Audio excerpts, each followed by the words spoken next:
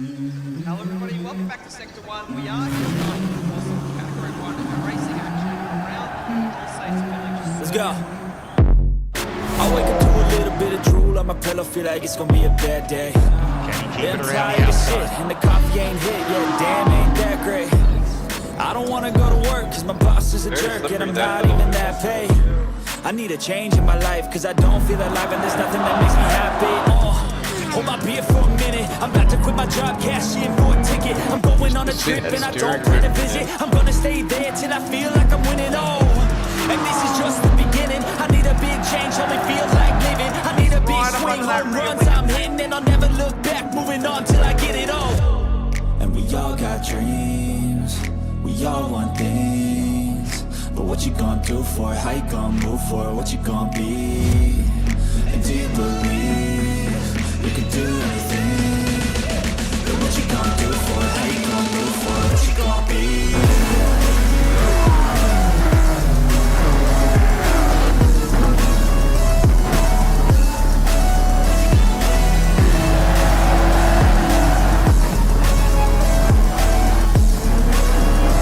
Let's go!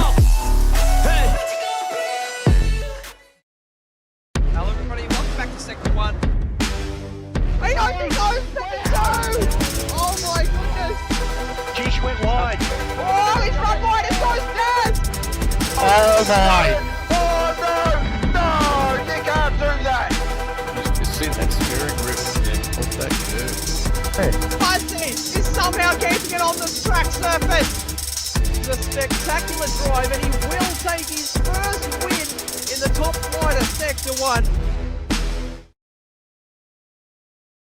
Hello everybody, welcome back to Sector 1. We are here tonight at a new venue for Category 2.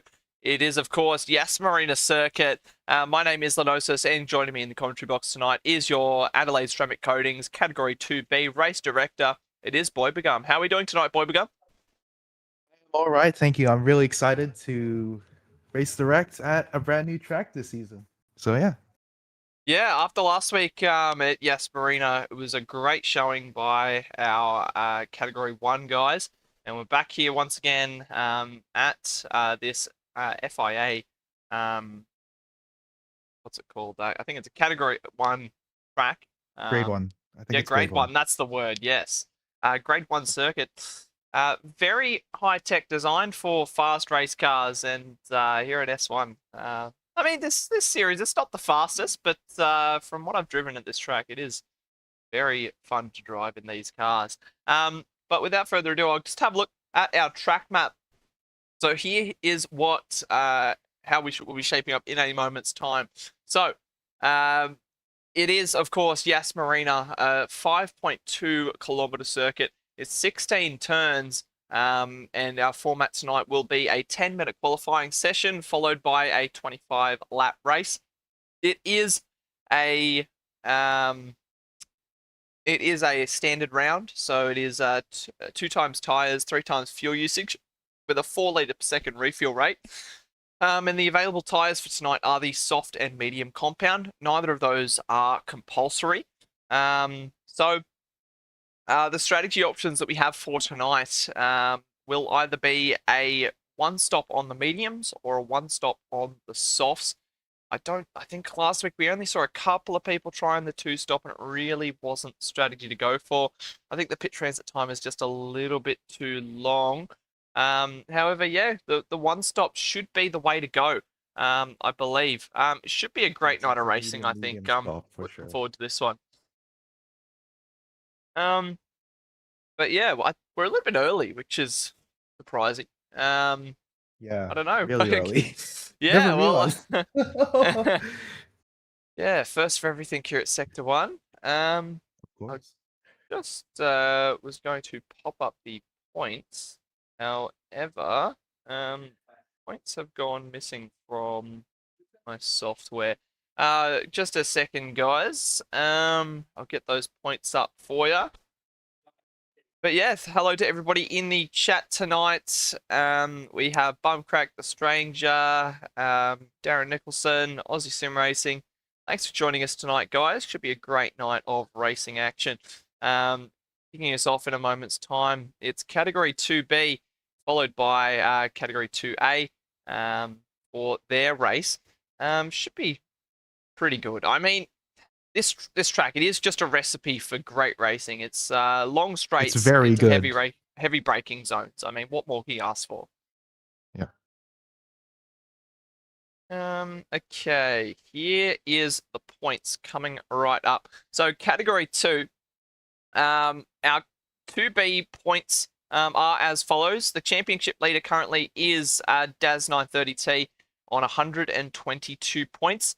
Good Doc in second place at the moment for Black Sugar in third, Renegade fourth, Wartime fifth, Debrev in sixth, Aussie Sim Racing seventh, Killer on the Loose there in eighth, King Oscar ninth, Malevolent 1 10th, Brewer 11th, Bangers and Mash 12th, Keza 13th, and Archangel rounding out the top 14 in Category 2B. I've just got to check one thing because I do know that we have a couple of Joker cards that have been played in that Category 2B field. So we've just got to check up on that. Must be Daz and I think Good Doc. Yeah, Daz and Good Doc have played their Joker cards. The rest have not, and I believe Debrev is the only one that's playing a Joker at this round. I will just confirm that, but you are correct with that. Yep. The top two are the only ones with their Joker card. And it looks like, yeah, Debrev, the only one playing his Joker card tonight. So watch out for him. Yeah. For those of you that are new here, the Joker card, it is a double points card that drivers can play at any round except the double points enduro, which is next round at Bathurst. However, for that particular round, drivers will accrue double points. And currently the top two have used their double points round. Debrev's using it tonight. It's always a bit of spicy action. Makes a bit of narrative for going into the race. But yeah, we're not far away from qualifying. The drivers just completing their last few warm-up laps. So what can you tell us about practice so far, Boy Begum? Who's your standout driver from the laps you've seen so far tonight? Right now there's honestly not much I could take out of it other than I think who was it? Trying to find him. It was one of the Doghouse Corvettes pulling like 58s on mediums, so I'm expecting softs to be around 57, so that may be some lightning pace on the medium, so watch out for those Corvettes. Yeah, I mean, it is a power track, and the Corvettes, they do love the power tracks. Last round at Indeed. St. Croix, I believe we saw a couple of wins from Corvettes, and this round at Yas Marina. Watch out for them coming down that back straight past turn 5 into the heavy braking zone of the chicane. I think may just be a little bit too much for some of the other cars to compete. But it's a very mixed track, this. Lots of mixed corners. We've got slow, medium, and high-speed sections. So very hard to get a setup into the cars. But I think it'll make for some brilliant racing. Yeah, it's just very interesting to see. I believe the only doghouse car in the field in 2B is Daz. So... okay. Thank you. Yes, which is the championship leader. So it is expected that he's definitely on the quicker side. But yeah, I think with this Category 2B field, it's definitely a case of we've just got to wait and see what happens. Very hard to predict this field. Lots of people that show up and pop in a lap when they probably... Like, they pulled it out of nowhere, like Renegade pole position at Trial Mountain round 2 this season. It's just sometimes it just works out that way, that right place, right time, and the lap gets put in. But we are very close to starting. Just qualifying will be starting in a couple of seconds, actually. But yeah, I think the question now is, what color have you painted the big button tonight, Boy Begum? It hasn't been painted at all, so it's probably just like clear. So it's just it's a clear plastic button. It's a clear plastic button. All right. What do you say we smash that clear plastic button and get started for our 10-minute qualifying here tonight? Oh, for sure. All right, here we go. Qualifying is starting in 10 seconds. As the button has been pressed. I know I've already said it once, but thank you for joining us tonight, everybody. Budsy puts a fun fact in the chat for us. It says it would take around 29 years to visit one new Aussie beach every day. There's 10,685 beaches.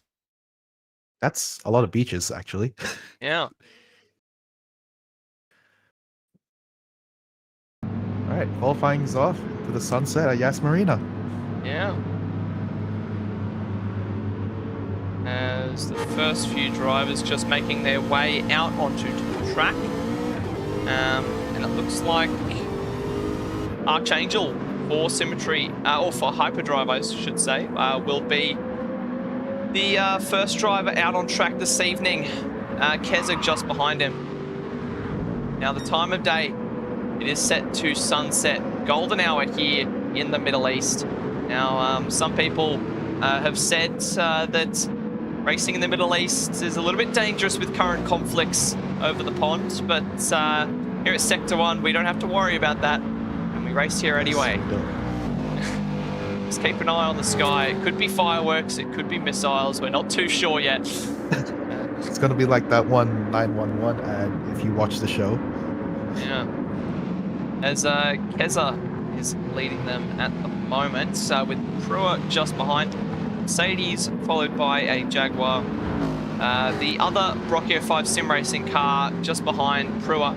As Prua does overtake the BSR car in Keza. Killer on the loose just behind in the Lightning car. Archangel drops to 5th on the road. Dobrev with his Joker card at the moment in the Corvette. He makes his way out on track. Renegades has just overtaken Dobrev as he's led by Renegades for Corp and Aussie Sim Racing for CP. Bangers and Mash, 9th driver out on track for Jamco at the moment. Number 30 car. 10th out on track is Malevolent One with the Thunder Motorsports car. The King Oscar, 11th out on track. Daz, 12th on the track. And the only driver... What's Black Sugar doing? Yeah, I don't know. He's still in the pits. Very interesting. So... Into maybe turn 1, Brewer goes a bit wide. Ooh.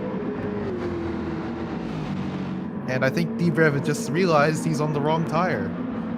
Yeah, peels into the pits and changes those tyres. Now, something interesting to note with the Thunder Motorsport car. Now, last time we were racing at Yas Marina, which was 2 weeks ago,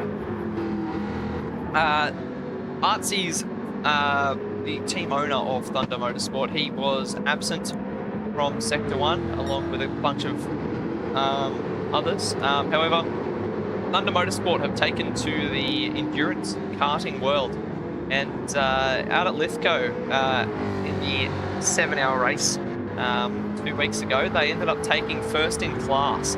So it's good to see Sector 1 teams venturing out into the real world of racing and getting some silverware to their names, I guess. As Brill makes his way through turn 9, the big sweeper, and he's got Wartime just behind. So,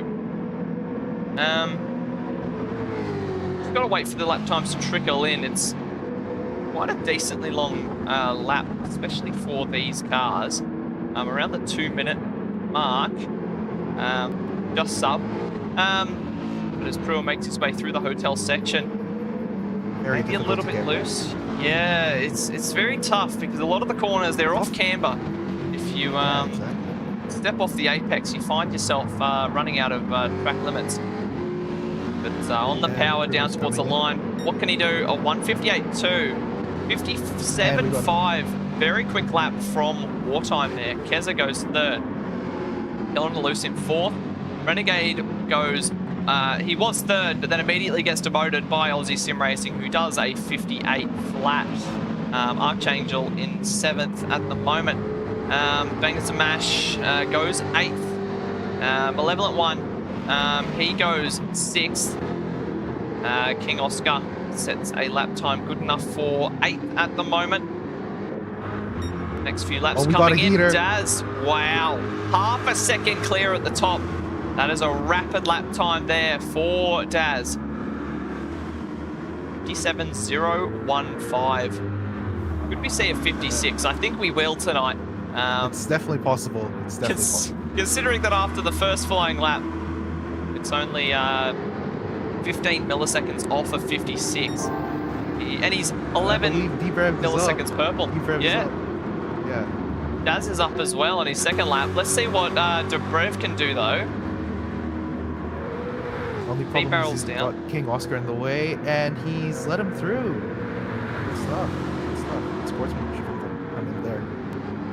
But I don't think Dobrev will care too much because he just got a massive toe down the back straight and then he let him by. Yeah, absolutely. I think Dobrev will be very happy to see what lap time he can set as he approaches the second sector split into turn 9. Good. He's up by It's 4 tenths. 0.4 up. Oh my goodness. Oh, this is He's gonna not be on good. for pole position. He's on to absolutely demolish pole position.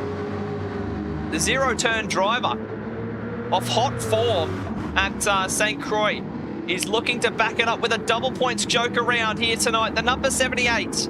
Just the hotel section to go. Looking very tidy so far. Dips it in. Great car control. Leaves a little bit on corner exit there. Into the penultimate corner. Very tidy. Dips it in. That Final was a good wide corner. of the last corner. Oh, holds on to it though. That's a 56 right there. Oh my goodness. What a lap from Dobrev. 56.6. 4 tenths clear of Daz. And he's got a penalty. I don't know where he got that penalty from. Well, yeah, the track limits are a bit weird here. The first time in Sector 1 history, I think, we've had to use manual track limits here tonight because it seems if you exploit the track limits and run as wide as possible, like NASCAR style, you don't get a penalty. Yeah. But if you just run off the track a little bit and just, you know, just a little bit of a mistake run off, it will give you that penalty. But it's when you're full throttle on exit, running wide, running like 4 or 5 car widths wide. For some reason, the game just doesn't give you a penalty. So I'd imagine that Daz has picked up that penalty from just a small error on his in-lap.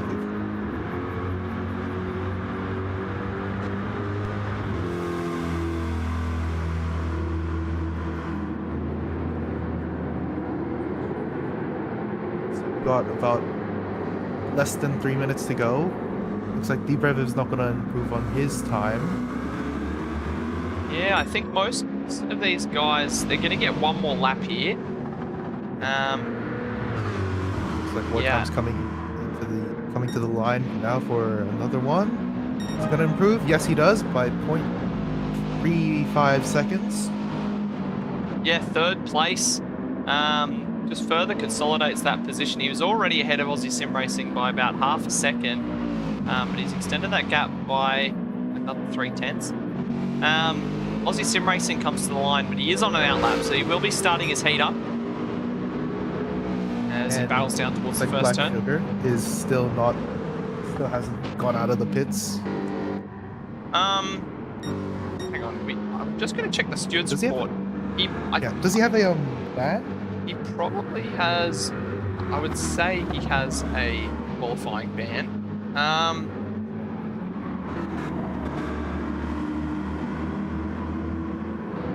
Yes, he has a qualifying ban. Okay.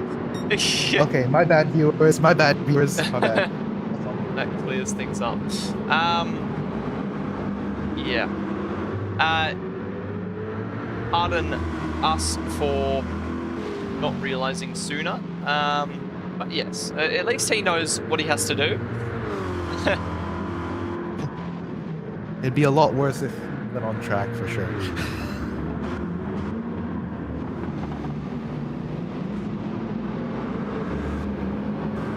And we've got around 30 seconds to go, so this will be the final lap for, I think, all of our drivers on track right now. Yeah. The timer has about 20 seconds left, so I don't think anyone's going to get around in time. Wartime will be the closest, but the time is going to be gone by the time he gets to the final corner. So this is his do or die lap. What can he do? Round the final corner. Touches the curb. Uses all the width It's a on good track exit. Doesn't It's improve. not good enough. Was a 10th down. As the next few drivers are going to make their way towards the line. Killer on the loose improves. No improvement from Renegade. Prua will be up next. And he goes to third. That's a good lap from Prua. 57 dead, that's really good. Next driving across the line. Aussie Sim Racing stays fifth at the moment. Daz is on his final lap, coming through the hotel section at the moment. Into the penultimate corner. A little bit of hesitation on it on turn in. Bangers and Mash improves. What can Daz do? Can't quite catch him. He dips into the 56s.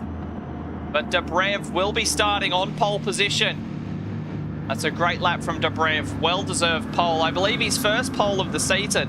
And his first pole in a long time in Sector 1. So, great job to Dobrev.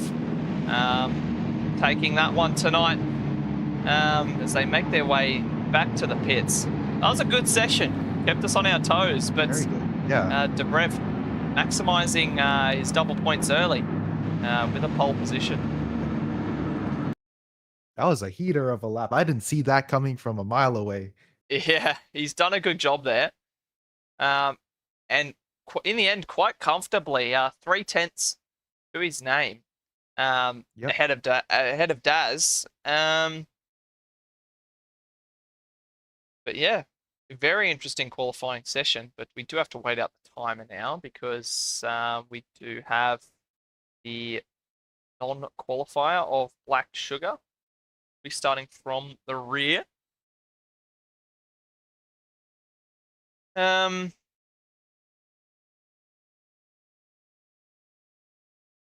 Yes.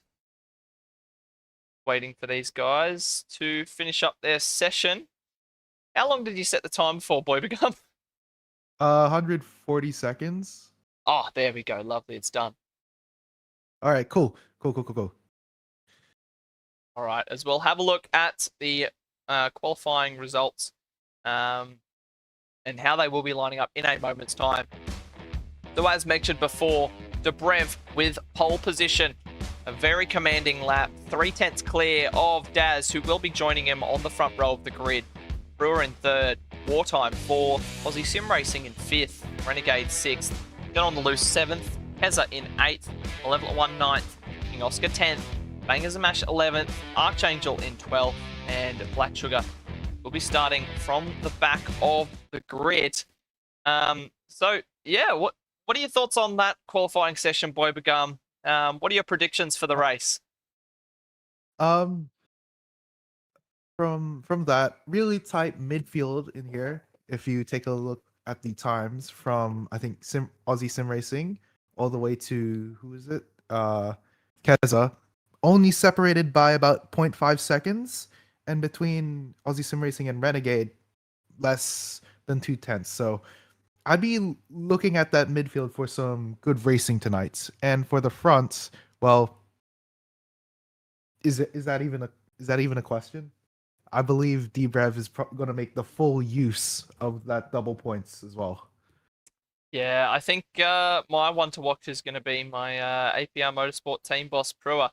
I think he's a little bit higher up the grid than what he probably thought he was going to start at, but I think he'll be very happy to be starting there.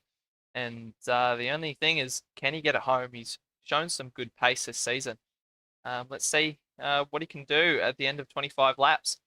But yeah, I think I agree with you. I think Dobrev After that qualifying, it's going to be hard to discount him. One of the cleanest drivers we have here in Sector 1, multiple-time winner of the Crompo Award. And I think with his racecraft, that kind of pace, that's dangerous, I reckon. He's on for a win tonight if he can keep it together. But yeah, very, very interesting qualifying. What do you say we get things started here at Yas Marina and Oh, for sure. get going for the 25-lap race? I think, as you said as well, that mid-pack, very tight. It's going to be a good battle up and down the field. I reckon we'll have plenty of action to keep us on our toes the entire way. All right, so I shall press that clear button right now. Here we go. 10 seconds till our race begins. Yeah, make sure to throw your predictions down below for this one. Smash that like and subscribe button as well. Yeah. Very good advice. All right, here we go. Here we go.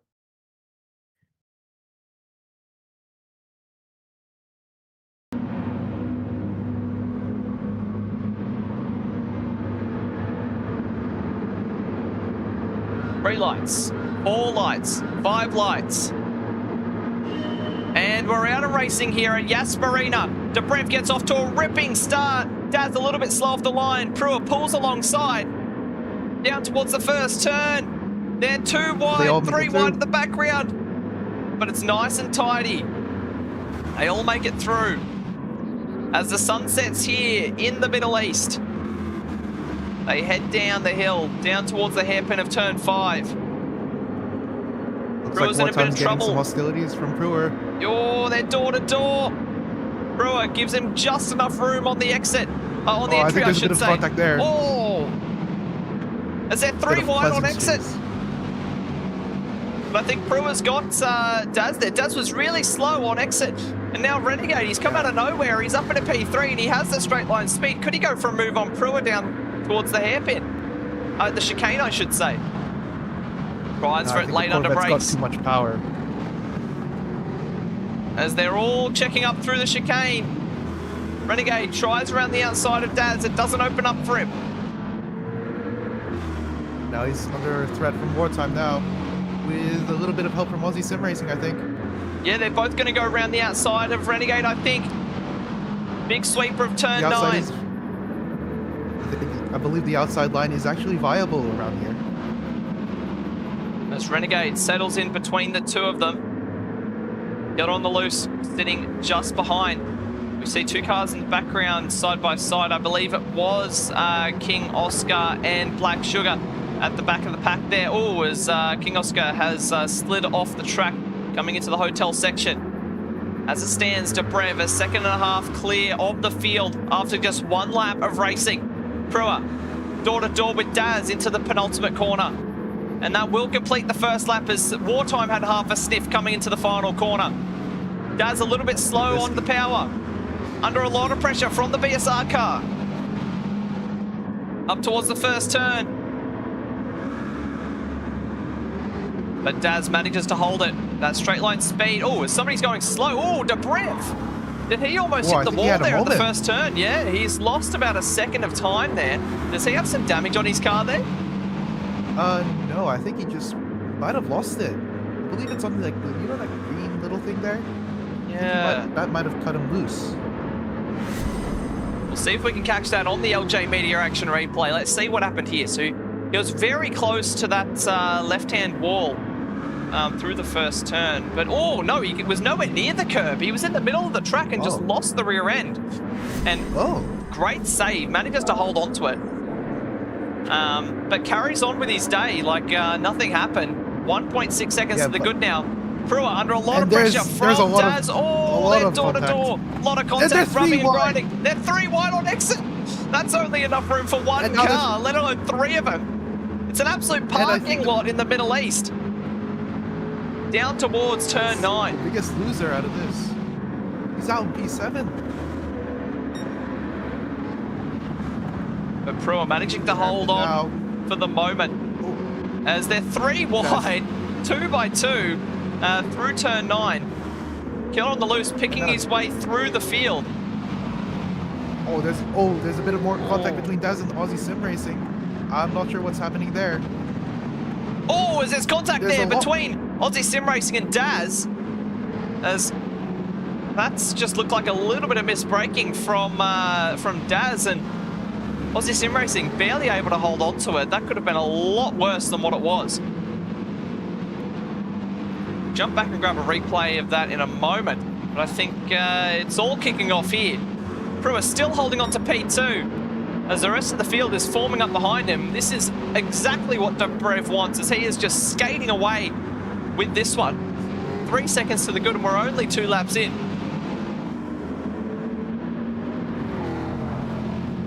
Brewer gets his nickname Wide Hips for a reason.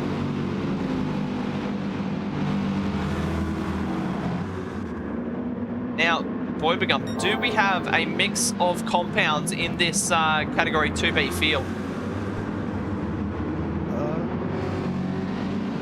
Sort of. Well, yes and no. Because I see 2 guys on the softs, and those 2 guys are Wartime and Keza. Wow, okay, so the 2 BSR cars on the soft compound. I thought maybe with this early race pace from Dobrev that he could also be on a soft as well. But if he's on the mediums and pulling these sorts of times, he's doing an absolute ripper job. That also gives us a bit more insight into this battle between the BSR car and Brewer. As Wartime charging on the softs, he needs to get by Brewer as quick as possible to get on his bike and try and throw a challenge at Dobrev. Was giving him a little bump draft. It's like, Oh, as Brewer runs very wide. wide, and Wartime is going to slip on by with the superior grip. But it looks like Brewer's got the run on him into the hotel section. Wow! Oh, they're door to door. Keeps Oh, his they're nose side in by there. side now. Oh, what a move from Brewer! Sticks it on him. That was impressive. That's so weird. How did Wartime lose all of his momentum out of the hairpin? That's what I want to know. But Maybe he ran too shallow. potentially, but this is some great racing we're witnessing as Dobrev still skipping away, 4 seconds clear of the rest of the field at the moment. We're only 3 laps in. He's gone at this point, and it looks like there's at the small back of the pack. Oh, there's a spin, and that's Bangers and Mash. He's gone. He's now in last through the final corner.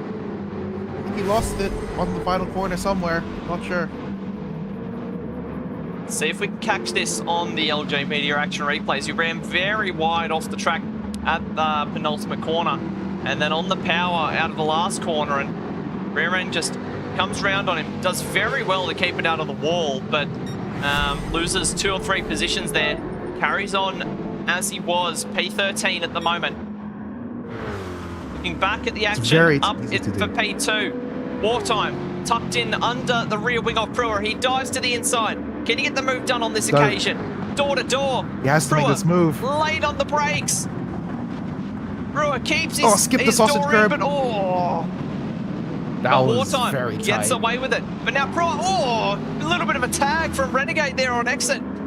That leaves him vulnerable to the Hoon Corp Mercedes. Which That's what way Wartime will wants right now. Renegade know? Which way will Renegade go? He wants the inside. Brewer covers it. Killer around the outside. As Renegade Renegade was trying to trying get to his sniff nose in. Half a sniff there, but it doesn't open up for him. And it looks like there's contact between Daz and Killer. Another bit of contact. Oh, I think no love lost there. They're both back in it. Through the hotel section. Wartime on a charge now. Chasing down Dobrev. He's already knocked off a second this lap. He's cleared Brewer and has got on his bike and trying to make a difference in this this race. That's the fastest lap of the race as well, a 57.8. As predicted, this mid-pack looking very feisty in the early stages of this race. We have 6 cars vying for the podium spot, final spot on the podium.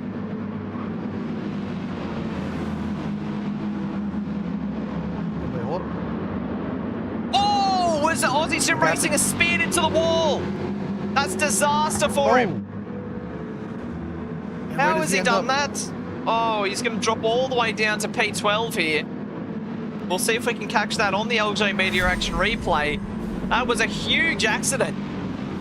Did he lose it on going through the fast S's? Yeah, so turn 2 up the hill, and then as it transitioned into turn 3, he just lost the rear end and speared into the wall. That was a very strange accident. I mean, high-speed corner, you really shouldn't be losing traction there, rear traction there, as that's where the rear is loaded the most with the rear wing. But, oh, his Bangers Mash runs a little deep, and Aussie Sim Racing zips on by. Back up front, 2.4 seconds separating Dobrev and Wartime. Wartime charging on the soft compound tyre. Brewer has mirrors full of Renegade once again. Thing is with Wartime, he's on the softs, so he's not gonna be able to be out on track for longer than the Brev. And unless Wartime is, I don't know, Black Friday? No, that's fuel. But unless he nurses his tires, I'm not sure. I'm not sure.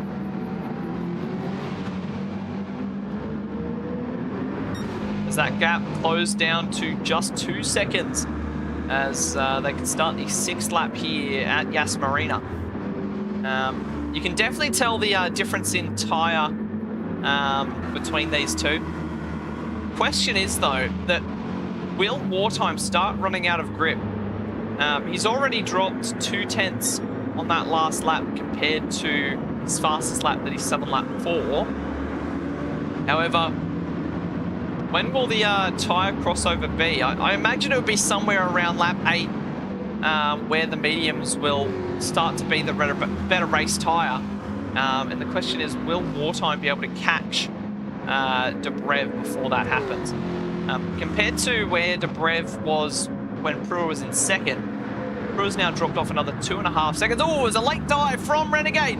Deep under brakes as he can't quite get it pulled up enough alongside. Has to concede that one. Looks for the switchback on Brewer.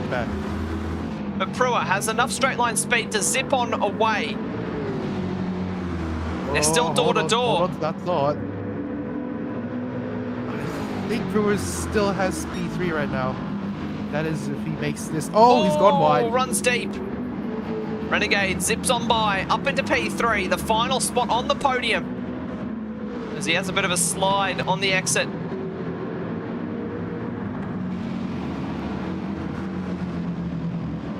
That corner's very finicky in these cars.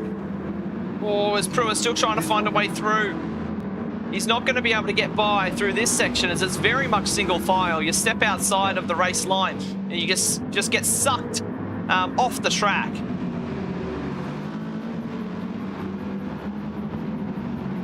To the final corner. That gap between E-Rev and Wartime has decreased to 2.1, so... Yeah, it's holding pretty stable on last lap. I imagine that now is where the mediums are really going to come into play. They're really going to show their strength. Right there. I think the softs have definitely had their day. So what do you say we jump into an APR Automotive tyre and fuel update there, Boybagum? All right, let's go. Tyre and fuel update, let's go. So let's start in P1. We have Dobrev running on point with just over 50% fuel and less than 25% on his front rights. Those are the ones that are going to take the hardest for Yas Marina. Wartime next, same situation in terms of fuel, just above 50%, and his tires look a lot worse as expected, with his front right being 50%, so around that crossover point that you've mentioned, Francis. Renegade is next.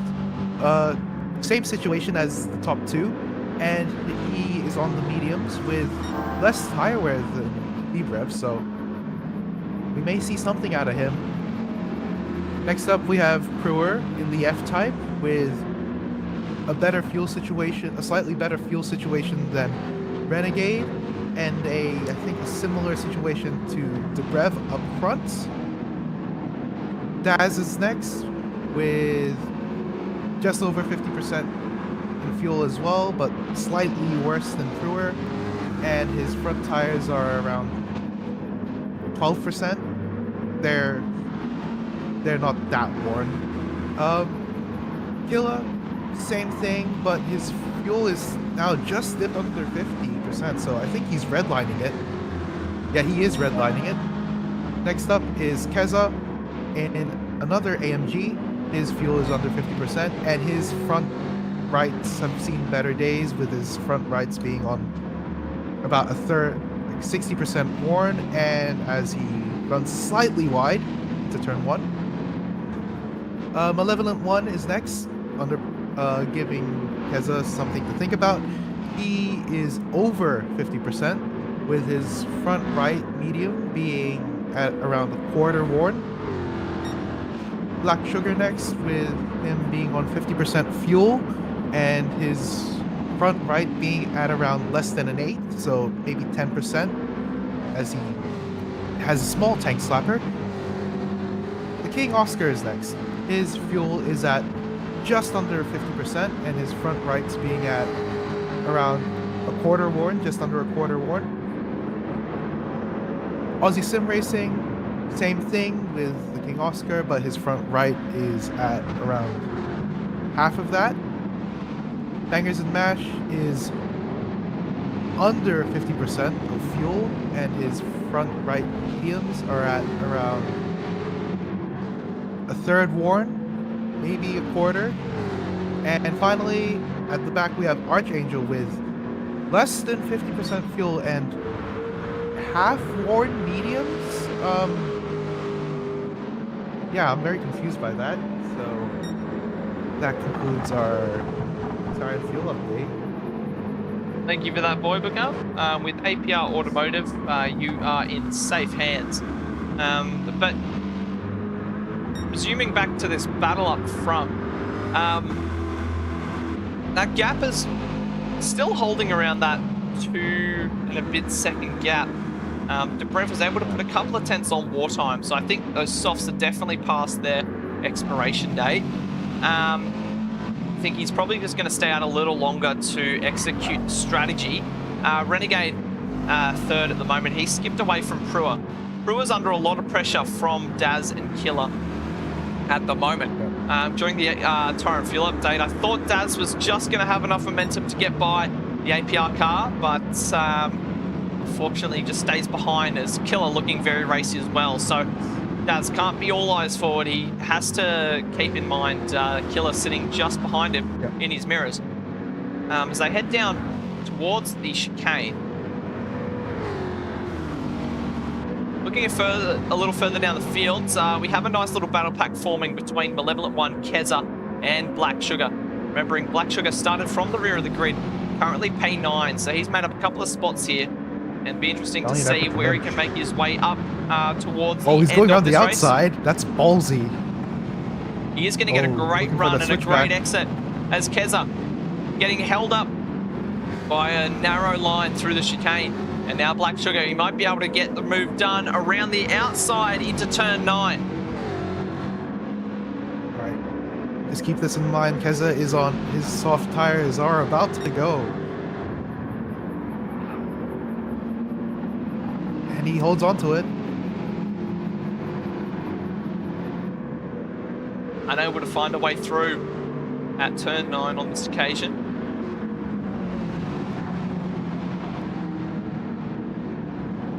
Okay, regarding that gap between Dobrev and Wartime, I think it's increased to 3 seconds now, so... Yeah, I think like if you're using the softs, you're going to want to run about 10 laps on them before you switch to the mediums to do about 15 to come home. I think it's definitely this 10th lap, it's going to hurt him, but I think it's necessary to execute the strategy. The last lap he pulled was a 59.4, so those softs are saying, I don't want this no more. Yeah.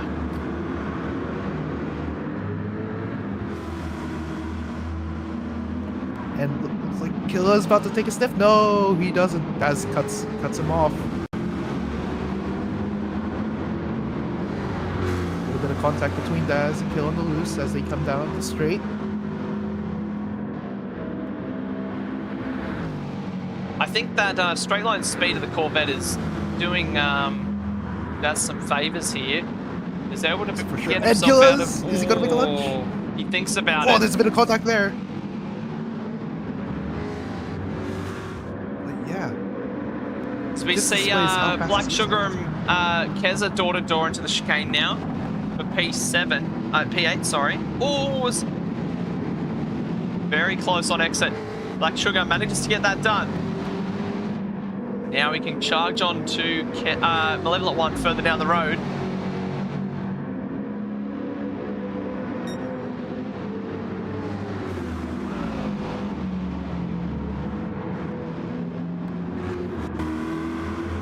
So Wartime surprisingly holding that gap at the end of this lap. So he's done well on those old softs. He is going to go around again, actually. So obviously feeling like there's enough life in those softs that he can get another one out of it. Then begs the question, how far is he going to go? Because if he goes another two laps, well, if he goes another 2 laps, you think, well, that's lap 13. You might as well just go to the end on another set of softs. But if he calls it now, softs are going to be tough to get home. So I think how's he doing for fuel? he's in a better situation than Librev. Like above a quarter, while Dobrev is just hit a quarter left. And how are his tyres looking? You reckon he can go much further? I don't think so, unless he's a masochist. Then I think he's probably gonna come in this lap, because he's around like at 12% left. There's not much in there. And it looks like Daz has just gone past Brewer. He has too. Yeah. He's got an uphill level to climb after losing quite a lot of spots in the corner he's about to come up on. I think lap 2 or 3. He was one of the biggest losers in that small battle pack that formed at around that time.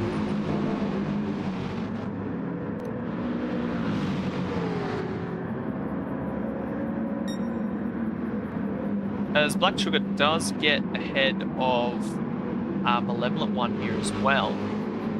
So I'd say Kez is on borrowed time as well. Aussie Sim Racing and Keza, I should say, have dropped a little back. Have they maybe had a coming together? Because King Oscar's managed to get by them as well. King Oscar was below them lap or 2 ago, but he's also caught up to the back of Black Sugar and Malevolent One, so Might be possible. Not too sure.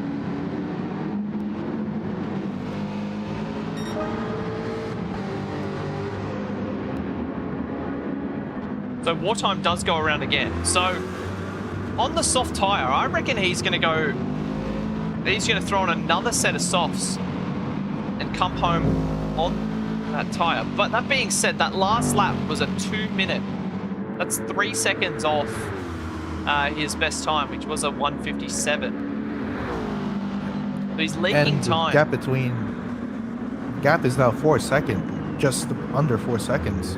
Yeah, and Renegade's quietly been chipping away at this as well. He's only he's within 2 seconds of Wartime. Actually, down to a second now with a poor exit from Wartime. Yeah.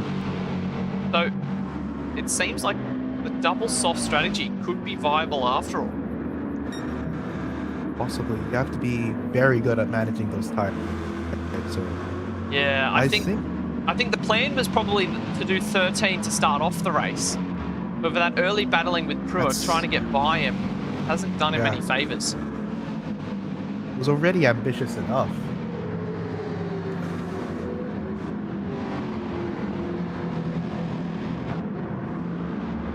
And it looks like Keza's the first one to blink, I believe. He's now on a fresh set of mediums and a full tank, so I think he's going to the end right now.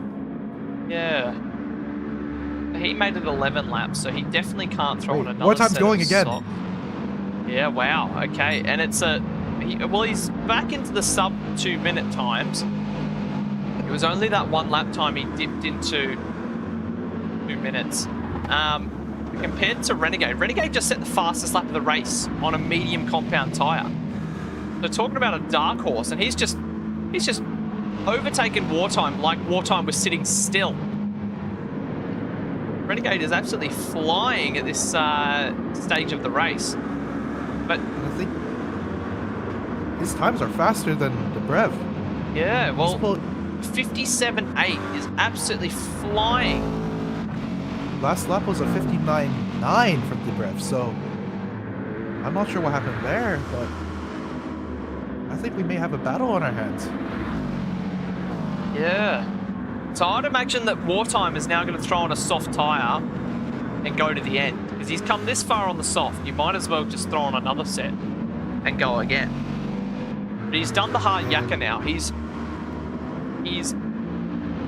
done 13 laps. We'll see as he gets to the sector split what that does to, or how far down he is. I imagine he'll be 2 seconds off. Yeah, roughly 1.9. Thereabouts. Yeah. I don't think he'll go another lap. That seems a bit ridiculous.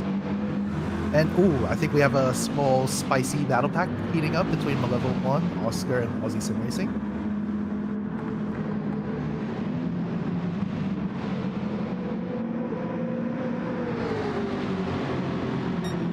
Go side by side into the hairpin. Can Oscar go for a switchback? No, he cannot. He has to wait another day. As Dobrev comes in. Wow.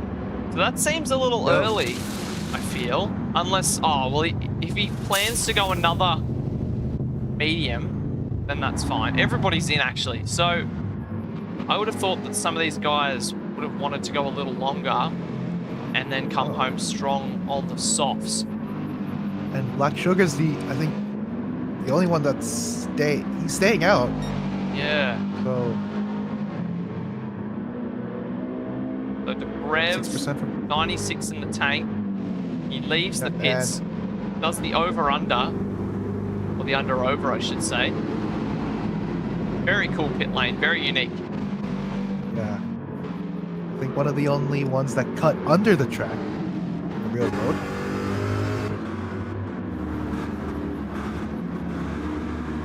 So where does that put him? P5. Just behind this battle pack for...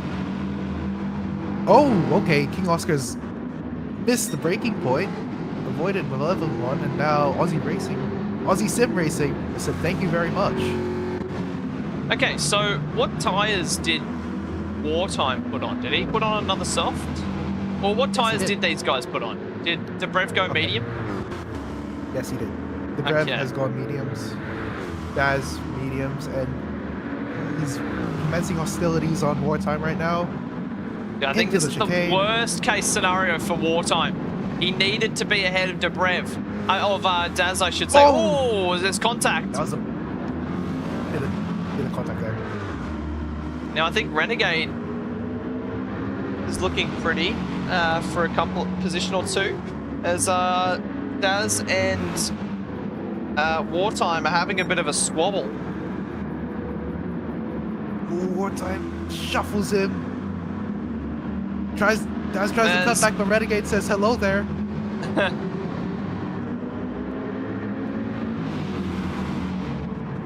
Is Renegade going to try around the outside? No, So has to back out of it. Two cars, okay.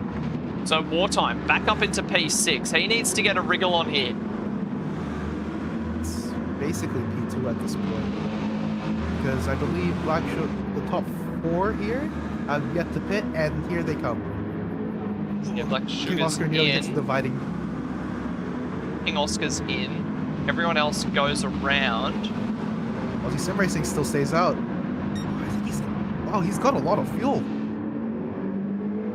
Yeah, I think some of these guys, they're gonna go long in this medium stint and then come home hard on the softs. The Brev is basically catching them though at this point. And then it's only 3 seconds back to wartime. Do I think if he has any chance of the race win here tonight, he needs to catch and pass to Brev as soon as possible. And I believe he's done a purple split. Not by much though, but a purple split regardless. Yeah. As Malevolent One and Aussie Sim Racing are actually battling for the lead of the race at the moment. Portent separating these guys as they head into the chicane. The Brev almost catching up to these guys as well. He's within camera shot of these guys, only a couple of seconds away.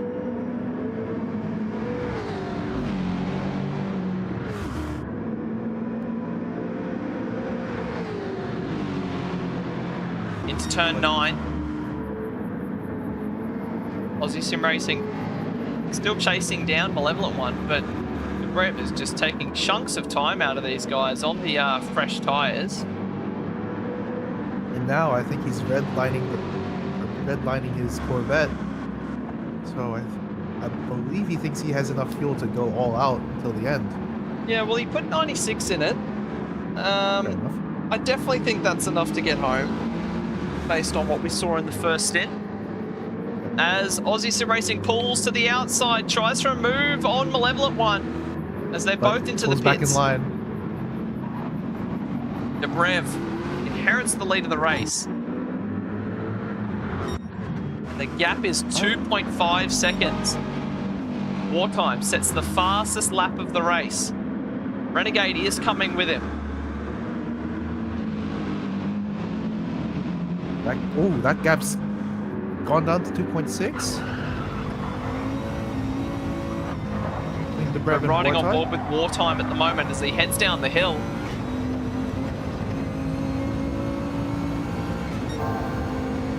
He is purple as well.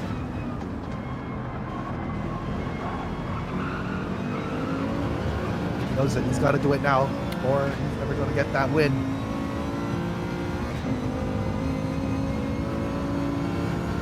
Very tricky situation to be in. Need to conserve your tyres. You need to get on a charge, but you also need to watch your mirrors as well, as Renegade is just behind as well in the hunt for a win as well. And Malevolent One and Aussie Sim Racing have come out of the pits, and you were 50% right. Malevolent One was goes out on the softs, and Aussie Sim Racing on the mediums. So very confused by that strategy, because 10 laps on the softs, that's absolutely doable. Yeah, I mean, it really just depends on the car and driver as well. A lot of people struggling with tyre wear this season.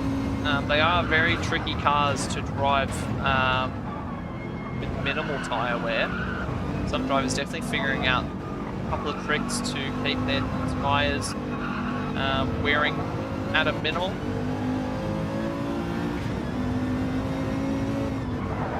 Under 2 seconds separating the two leaders at the moment.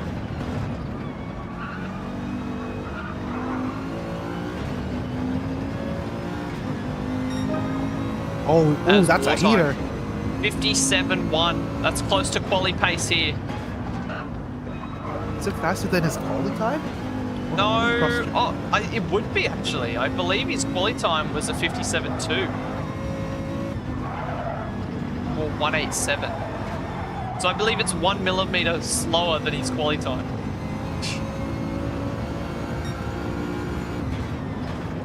No, it's fast. It's faster. What was his quali time? 7.217. 217. Okay, so wow, he's quicker in the race than he was in qualifying. yeah, and on a heavier fuel load as well. So it's like he's absolutely pushing. Is there more involved? There's the potential that he could have just been held up in qualifying. Yeah, that good shout. Hey. 1.7 seconds separating our leaders.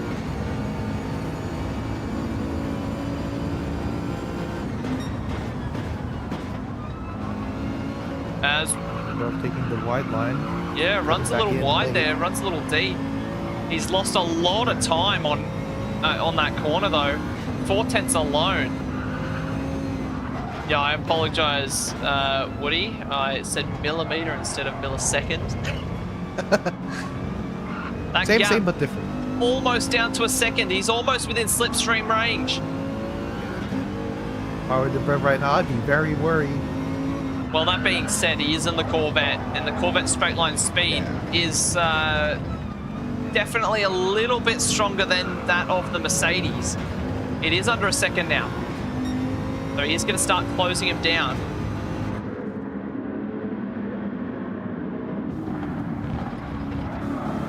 Turn one.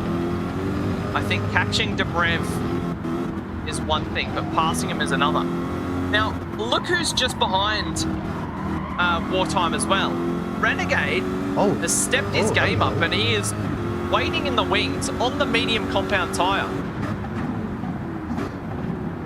That means if they start squabbling it out, that means the Brev's tires are going to wear more. We have a Therefore, three-way Renegade- battle for the lead. Yeah. 2+1, but yeah, I'll say 3. Does 2 + 1 not equal 3 where you're from? Yeah, fair enough. But anyways, back into it. It's now down to 0.7, so he's well within slipstreaming range. Yeah. It just seems like the straight line speed of the Corvette is enough to keep Wartime at bay, but when they get to the corners, a gap drops significantly. Yeah, I think It'll be Brev's very tough. trying to take the high line to save tire. It's going to be very tough for Wartime to get this move done, just because of how quick that zero-turn Corvette is.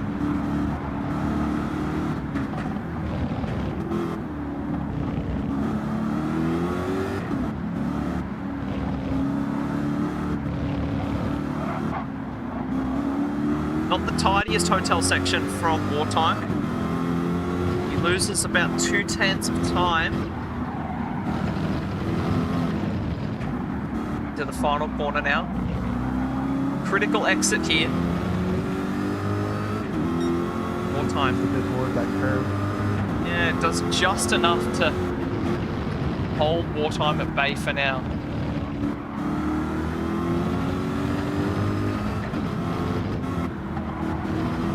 Back up to 0.9 seconds.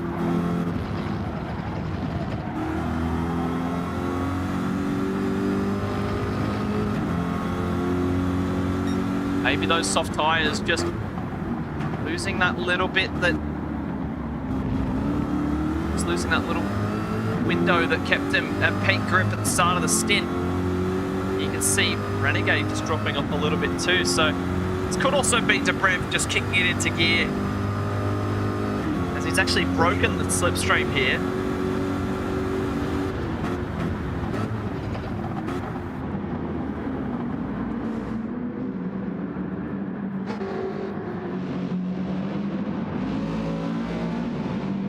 Apart from this fight for the lead, things have eased up a little.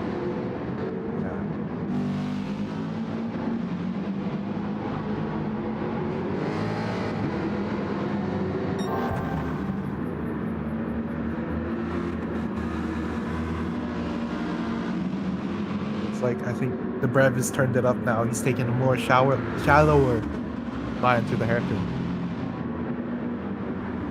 He's definitely put his foot down now.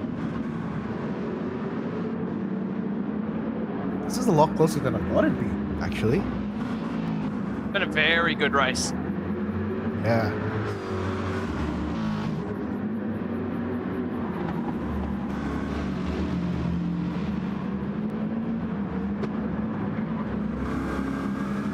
Are we gonna see a lap car tonight? Because I believe Archangel's not that far off the road from the Brev.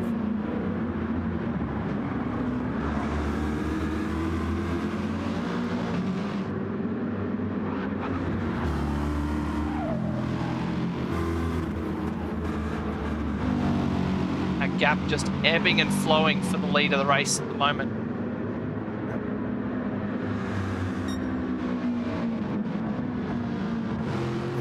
Wartime is on borrowed time right now in terms of his chances to win this race because his front right is at 50% right now. So he doesn't have long. He doesn't have long.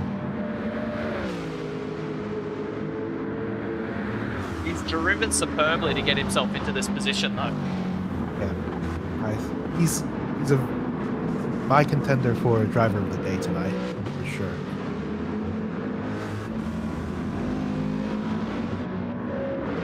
Slightly suboptimal exit. Gap is increased to 1.5 seconds. And as the Brev comes up on the lapped car.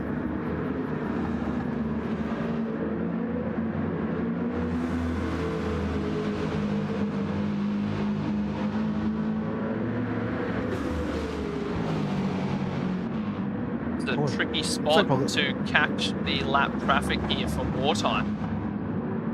Though he does let it through. That gap is now reduced to less than just over 1 second.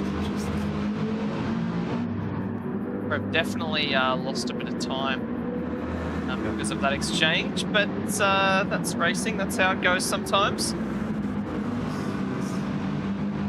And now back within slipstream range. Maybe a bit of lapse in concentration from Dobrev as well. We're entering the closing stages of this race.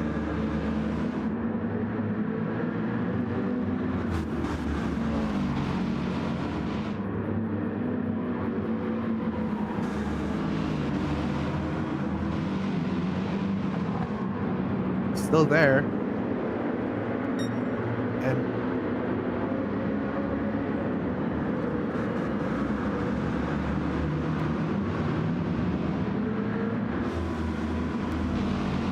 seeing a trend with Wartime versus Dobrev. I think Dobrev is taking a wider line into a tighter exit. That way he gets a straight run. But Wartime goes a bit wider than him. So I think maybe it's his tires, maybe it's his driving. I'm not sure. But I don't know.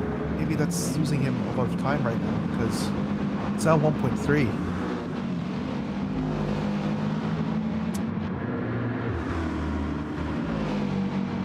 Definitely ebbing and flowing, I think. Yeah.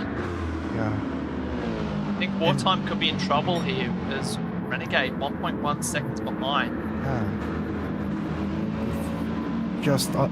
Just over 4 laps to go in this one. Funny how time flies right now. He's very much a threat to Wartime right now. Renegade is very much a threat.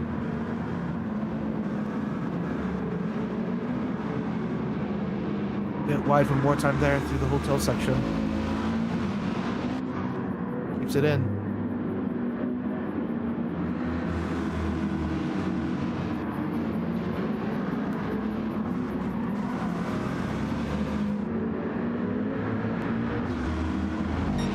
Across the line, we have 4 to go.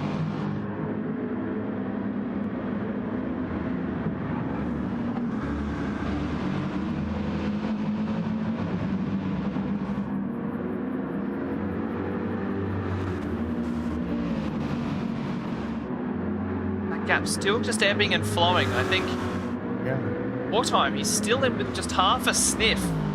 Renegade's here as well. Daz closing up from a distance as well. It's not like this race is far from over, but there's just so many things waiting to topple. Yeah. Something's got to give. Sure. As Renegade closes within slipstream range of Renegade. The other way around, sorry. Renegade closes up behind Wartime.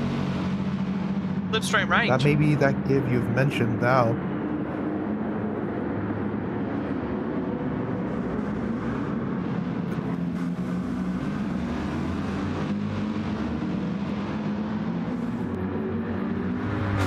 Renegade's now less than 2 seconds behind. He is flying. He's put his foot down. So this is his charge. He needs to get by Wartime as soon as possible. And he's up. He's up. He's 0.23 seconds up on the fastest lap set by Wartime, so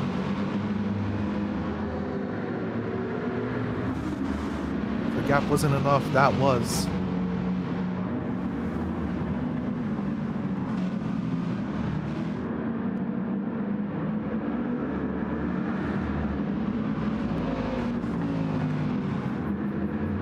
if Renegade wants a chance of winning this race, he needs to get by Wartime as soon as possible before his tyres fall off. And if They're his very tyres close to fall falling off, off then now. yeah, they are. He needs to get by. If he sticks behind for too long, then Debrev's just going to get by. Stretch And his I gap. think he's under threat from Renegade right now. Oh, deep under Going brakes. into T1. Gets it done. Renegade, what a move. Looking for the switchback is Wartime. They're door to door up the hill. I think And he's cleared Renegade's him. just done enough. Through Now turn he's 3 got and into 4. side set. Oh, that was a loses the big rear end a slide. little. That leaves him under pressure into turn 5. Lane under brakes from Wartime backs Renegade. off. Oh, loses And the Renegade rear a goes little. wide on the marbles. He's still got his finger in the door though.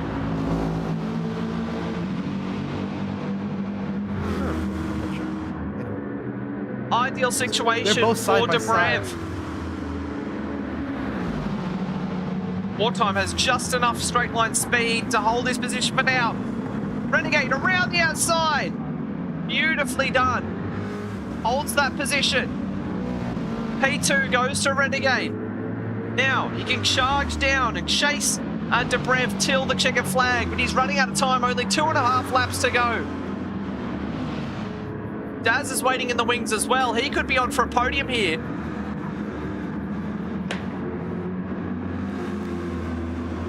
As Renegade is here to upset the storyline. With Dobrev playing his Joker card, hoping to maximize his point situation. But Renegade looking to steal a couple.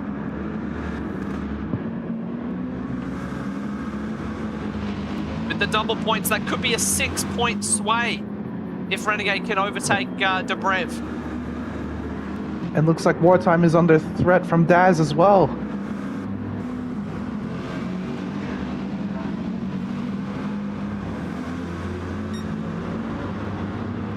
As there's 1.6 2 laps to go. seconds separating the leaders.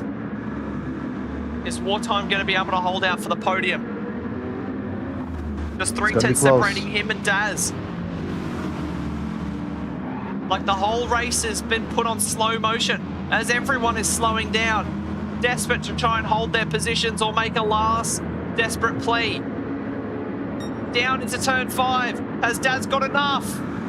Deep He's under got a brakes. 0.5 second penalty though. Oh, where's he pulled that from? I think it's from the uphill section. I believe it's in the uphill section. It's really easy to get it done there.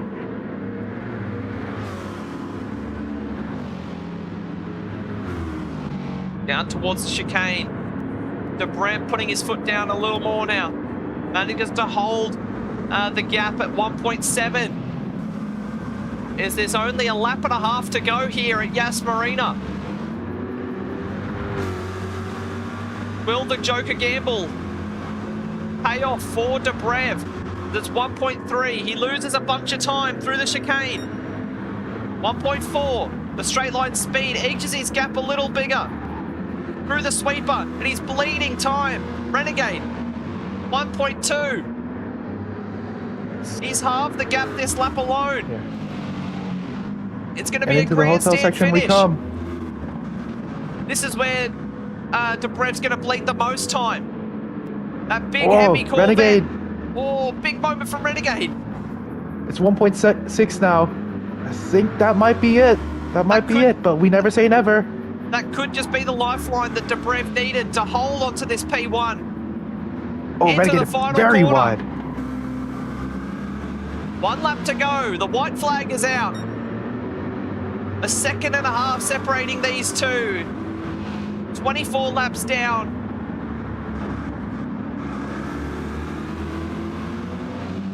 So this is some awesome stuff. Into turn 2. Up the hill towards turn 3. Renegade just demolishing that gap across the hill. Yeah. Down towards the hairpin. He needs a good run out of it. Ugh, he needs a good run out of this. Deep goes to Renegade. He doesn't quite get the exits. It's 1.1 now. I think that's enough. Oh, wait, no, never mind. Dobrev, not the best of exits. But but he's able to just extend that gap just a crucial couple of hundredths down towards the chicane. Yeah. And it looks like Daz is also there. He's less than a second behind Renegade right now. Under a second. This is the moment. 8 tenths. Can I think it might be into the hotel section. Just 9 more corners left in this race. Through the sweeper. Oh. This is where Dobrev has lost the most amount of time. This is the closest Renegade has been all race long. Under half a second. Down into Into the hotel section we come. Renegade. He needs to hold Slides his a bit. composure. Dobrev very calm and collected. That's just what he needs. But I think Renegade's got nowhere to do it. I don't think so. Unless something happens in the last 2 quarters, the Brevs got this on lock. 6 tenths separate them as they come through the penultimate corner. Dobrev, not testing the track limits, doesn't want to do anything silly. Oh, Renegade's mutted a bit. Huge moment, but he's going He to holds hold on to on P2 though. Dobrev takes P1. Daz in 3rd. Wartime comes home in 4th on the alternate strategy. Emperor, driven a very consistent race. He's shaken Killer off his back. Comes home to take P5. Just behind, we have Killer in P6 for Lightning Motorsport. 7 will be Black Sugar from the back of the grid.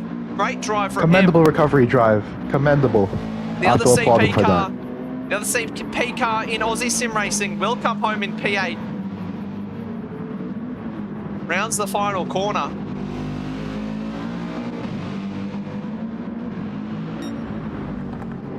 Then it will be Malevolent 1 in P9. The King Oscar, 10th place for him in the Jamco car.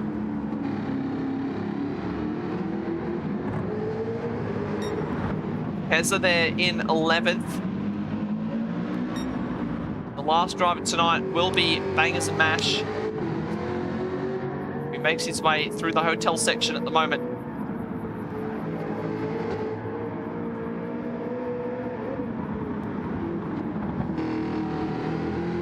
And crosses the line to finish tonight's proceedings. That was a good race. Came down to the wire. As we'll just have a look at our race results for that one. So, taking P1 is Dobrev with the fastest lap of a 1:58 flat. Renegade there in 2nd. Daz the Wartime manages to pinch the fastest lap of the race with a 57.1. Crew there 5th. Kill on the Loose 6th. Black Sugar 7th. Aussie Sim Racing 8th. Malevolent 1 9th. King Oscar 10th. Hezza 11th. Bangers and Mash 12th. And Archangel finishes in 13th. A lap down on the leaders.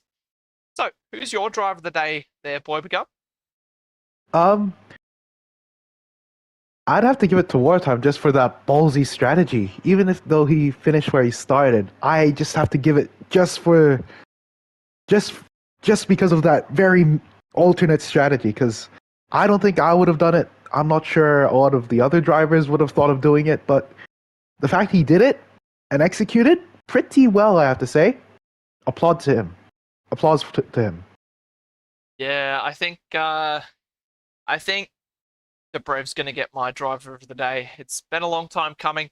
Dobrev, been in some good form. He's got one podium this season, and playing his Joker card, pole position, race win. Yeah, he's going to get my driver of the day tonight. It's good to see Dobrev back on the top spot, and he gets to make a nice social media graphic with his picture there in P1. So he'll be pretty happy about that. Yeah. But great race from Category 2B. Don't go anywhere, guys. We are about to have Category 2A brought to you by LJ Media coming up. They'll be doing the exact same thing, 10-minute qualifying followed by a 25-minute race. But I just want to thank Boy Begum for race directing tonight. We're just going to head to a quick 5-minute intermission. But yeah, thanks for coming out and race directing tonight. It was a great race to watch. Yes, indeed. Like and subscribe, everybody. Yeah, we'll just head to a quick intermission. Don't go anywhere, guys. The racing action will be right back.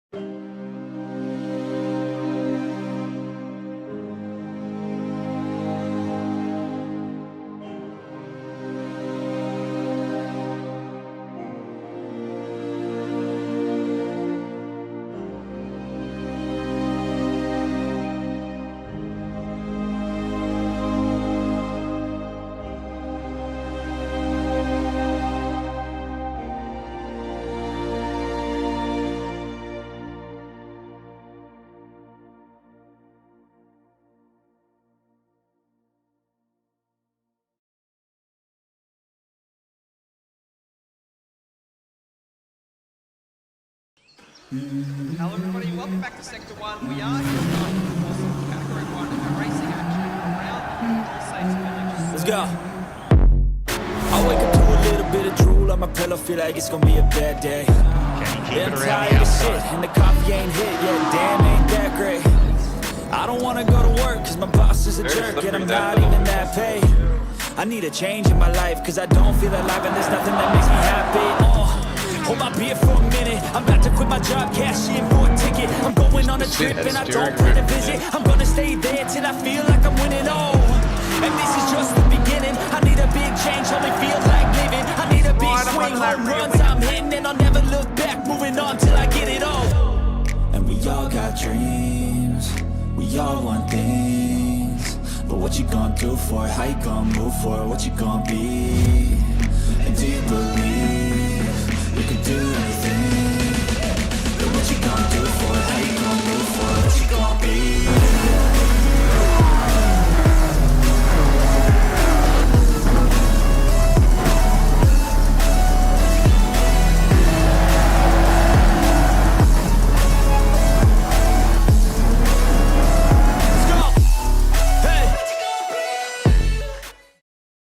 Hello everybody, welcome back to Sector 1. He goes second 2! Oh my goodness! Geesh went wide. Oh, he's run wide, it goes dead! Oh my. Oh no! No! You can't do that! You see that steering wheel? Off that curve. Fuzzy is somehow keeping it on the track surface!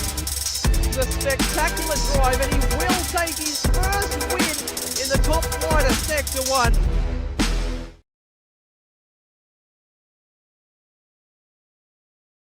Hello everybody, we are back. We're well rested and we're ready to go racing for LJ Media Category 2A. My name is Lenosis, and joining me in the commentary box tonight is everybody's favourite baked good. It is Muffin. How are we doing tonight, Muff? Oh, I'm feeling absolutely sensational, luscious Lenosis. Good afternoon, good evening to everyone at home watching from Australia, New Zealand and beyond. Hope you're doing very well. Look, that first race you guys saw tonight was absolutely spectacular. It's going to be hard to top, but if any category can top it, it's going to be category 2A. These guys are the hardest races in the Sector 1 whole grid, I reckon. Yeah. Should be a pretty good race, especially after we saw with Category 2. A couple of converging strategies. Bit of potential for some overcuts and undercuts. But yeah, I reckon this field always throws up some great racing action, so have no reason to think otherwise. I've just got to join the lobby because Muffin has set it to private. So I have to find the code and type it in. Look, I want to keep out the riffraff, you know, and unfortunately, mate, look, without the code, you count as riffraff. So, you know, just saying. Don't want to have any sort of randos jumping on the track or any streakers out here just trying to cause chaos. Yeah. Nothing wrong with that, surely. There we are. There's the lobby. The beautiful lobby. Oh, perfect. Lovely. Okay, coming into the commentary box, mate, if you weren't here already. Got a seat saved for you. It's nice and warm. Definitely didn't fart on it. It's fine. Oi! You can't be saying that. Huh? But I'm just being honest. Just letting you know the facts of life. You know, it's fine. It's fine. It's fine. Yeah, okay. Okay. Alright, so, I'll just have a quick look at the points, for, coming into this one. So, first in the standings is Black Rose's Madrick on 101 points over Thunder Motorsport Pirate. Banker in third, Rudsy fourth, VF in fifth, Black Project 6th, Carbon Boy 7th, Stranger in 8th, Superfun Happy 9th, Greg's 10th, Boss 11th, Laminated 12th, Hodes 13th, and Cruisin currently 14th. Now, the drivers that have activated their Joker cards are Madrick, Pirate, and the Banker. So the top three in the championship are the ones that have used their Jokers at the moment. And I believe they were all last round at St. Croix that they used them. So no one in the field tonight is using their Joker card, unfortunately. Everybody's a bit boring. They don't feel like using their jokers tonight. But yeah, just plain old, boring old Group A points for tonight. But what do you say we get started with our qualifying here, Muffin? We started the stream ahead of schedule. Now we're behind schedule because some numpty chose the laps for this race and messed up how long the race should be. So we're a little behind schedule. It wasn't me, I swear. Look, it's okay. Oh, look, I'm not down you, mate. It's okay. I'm sure it wasn't you. But yeah, look, I think without a doubt we should get this race started. No bonus points, or double points, I should say, being played tonight. But the racing action will still be just as entertaining. So let me press this big yellow and purple button in the colour of zero turn, and we'll get this qualifying session underway. Thank you, Muffin. So tell us about what you've seen in practice so far. Is there any drivers that you think we should keep an eye on heading into this qualifying session? Yes, I think every driver should be kept an eye on. The field here is tight as. Currently, though, the ones that seem to be the most consistent, I should say, in getting their laps put in properly, getting the right times and whatnot, and the race pace. Your two Black Rose Jaguars, two cracking Mercedes, your fellow Jag drivers of Carbon Boy and Pirate Racing, and also the Corvettes of Stranger and Banker have all looked relatively competitive since this lobby practice session got started. But now we're qualifying. See if anyone's been sandbagging, if anyone's got some more sort of cards to play, and we'll be entertained by them nonetheless. Yeah, thank you. So the order is currently a little jumbled up as these guys make their way out on track. But Madrick is on track, yes. Yeah, Madrick is the guy that leads us out. Yeah, come quick, and you're not. Hang on a second there. Just run through the grid, mate. No one come here if you roast me. Yeah. So Madrick is the first driver out on track this evening. Carbon Boy just behind him in the APR car. The Stranger, third driver out on track. Pirate Racing, fourth place at the moment. The Banker in fifth. Eliminator sixth. Super Fun Happy in seventh. Rudsy in eighth. Black Project ninth. Boss in 10th. BF in 11th. Codes in 12th. And Greg's is in the pits. I will just confirm. I would imagine that would be stewards related. Yes. I'll just confirm that myself. I must have missed that in the memo for tonight's briefing. But that is good to know. If that's the case, and good to see he is following said rules. Greg, thank you very much, good sir, for volunteering to do the last to first challenge. Yeah, last time out at St. Croix, he received a fair few penalty points and has had to sit out for tonight's qualifying session. But yeah, that's 2 for 2 tonight that have the race directors were unaware that they had to sit out, but they did anyway because they were law-abiding citizens. Look, consistency is key here, ladies and gentlemen. That's what you have to know about racing. Consistency is key. Yeah. As the championship leader, Madrick, makes his way down towards the chicane on his flying lap here. What can he do? Nice bit of rotation there going through a chicane. Uses all the curb on exit onto the second of the back straight, if you want to call it that. Really straighten some of it beside the point. Nice top speed from the Jaguar. Looks like might even need 7th gear here. No, 7th gear not required. 6 speed is all we need with the Madrick Jaguar driver from Black Rose Race. Yeah, there's a couple of different gearbox variations with the Jag that you can do.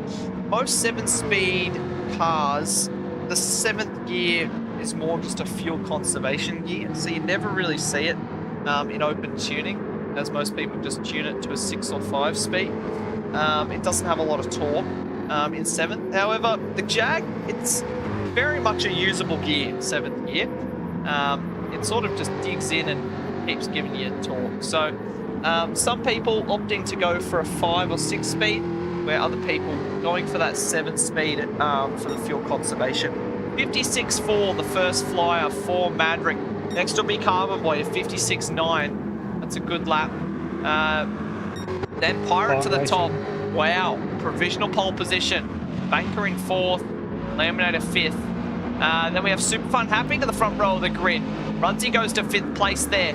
The boss good enough for 7th. Uh-oh, as I think my game has crashed. It has. Okay, well, it's okay. I'll run through the grid, ladies and gentlemen, while Luscious Lenosis turns his eyes back on and comes to the grid. VF's lap there, good enough for P6 on the grid at 57.7. Hose with 58.8, puts him into P10. Black Project went to the pit, so he hasn't put a lap in yet. The Stranger also went to the pits after getting a penalty on his first flying lap. Let's have a look here. We have Laminator and P9 with a penalty. Have a look to see what currently the grid is doing going through the first sector split, if I can catch it.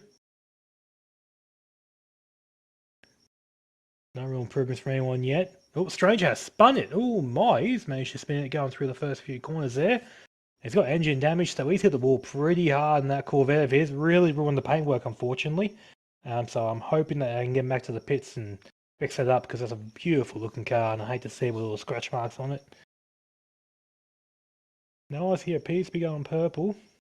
Everyone here probably just, once again, Tyler could be a factor. While it isn't that high a track like this, and considering the time of day being pretty dark, no real sort of like heat degradation should be a factor.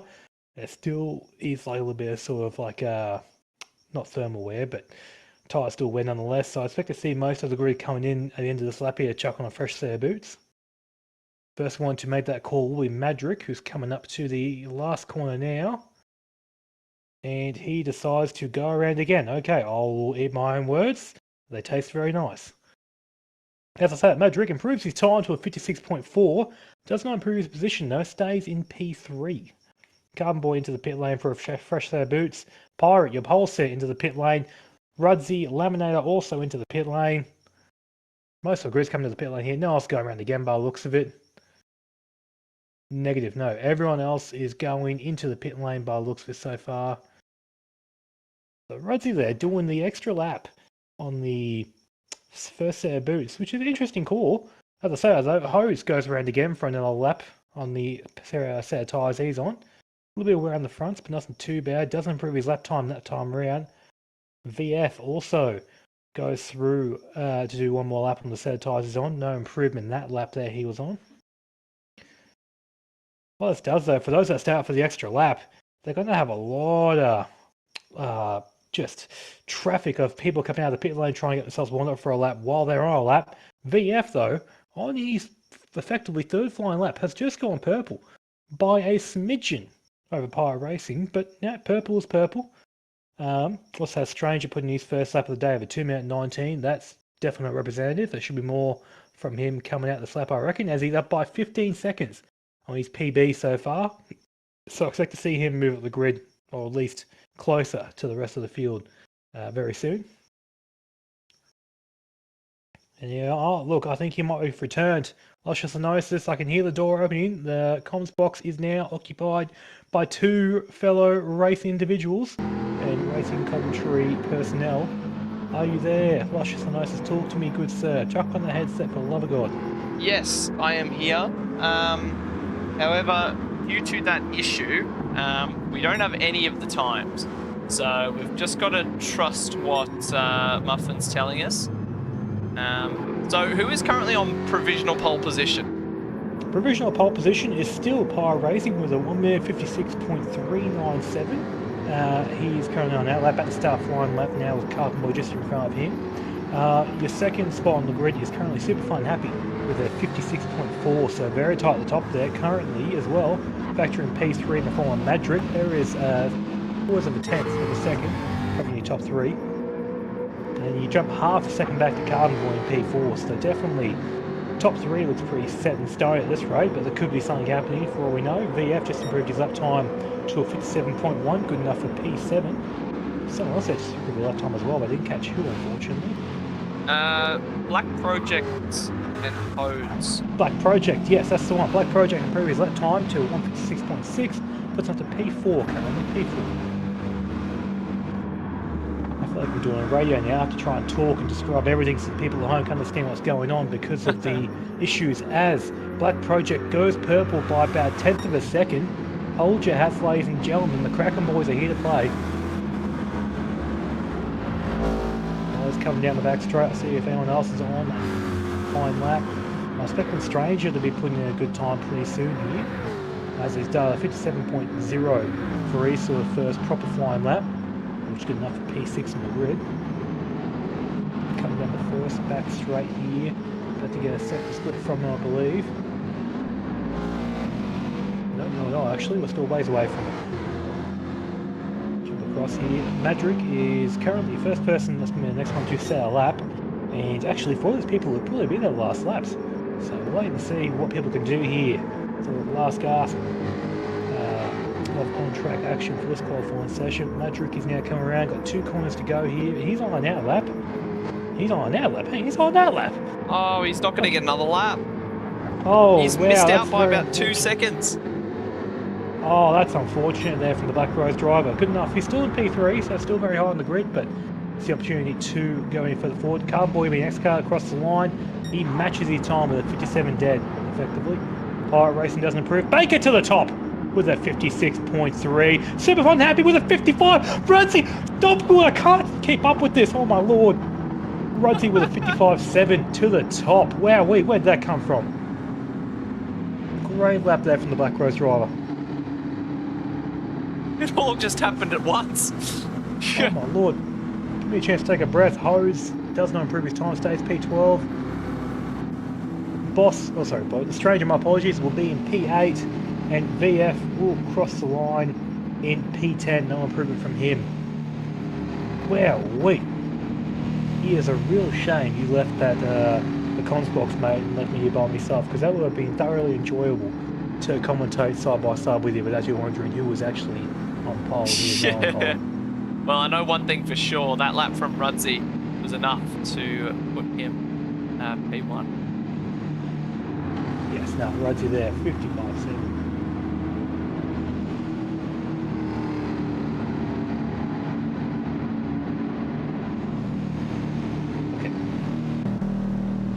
As we have to sit out the timer because we had Greg's who did not qualify because of his qualifying ban. However, we will get the official race results to you in a moment. But yeah, we shouldn't be far from finishing the session as everyone makes their way back to the pits. Yeah. While waiting here, might as well jump into the old comment section and have a chat to the lovely people in there. So the ones that have just joined us for this Cat 2A race. G'day to Deborah once again. Good, lovely to see you in the comment section and cheering on Wartime and the rest of the field. Nif, baby, lovely to see you as always. Fantastic to see you watching the stream. Debrev, your former race winner, is also in the chat there. And Jeesh, also here looking for an update on the boss. Currently sitting P9 with a 57 dead. He is 57 dead. 57 dead. Not a bad time. Probably about maybe a second quicker than what I would manage here, so not too bad at all. I'm not too sure whether the laps that I'm seeing are up to date. I'm going to say no, but on my screen there's about 6 cars that all have 57 zeros. So, yeah. There's a real possibility of that. All right, we will get the results to you all in a moment. I'm just waiting for a message on Discord. Yes, no, absolutely. That is well, keep on waiting. You know, patience is a virtue, ladies and gentlemen. I'll keep on waiting. I'm not going anywhere. Ladies and gentlemen, for you two, while we're getting this sorted out, do not be afraid to chuck any sort of race predictions into the chat there. You know, your top threes and whatnot, your sort of predicted driver of the day, if that makes sense, who you think is going to the best race, and maybe your biggest mover as well, who's going to move the most in the race. Might be a good shout, but that's just my unprofessional opinion. Your unprofessional opinion. Yes, I'm not a professional, mate. What if No I way asked in for hell. your professional opinion? I would have to tell you that it is not found because I don't have Oh, one. okay. Never mind then. Yes, no, but I think if you check your Discord, there should be a message there you'll thoroughly enjoy. And no, unfortunately, Pruitt, it is not nudes.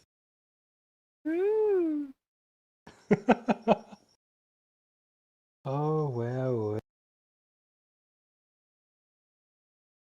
Okay. We almost have your results ready. Okay. Sorry for the delay, guys. We hate when we have these technical issues.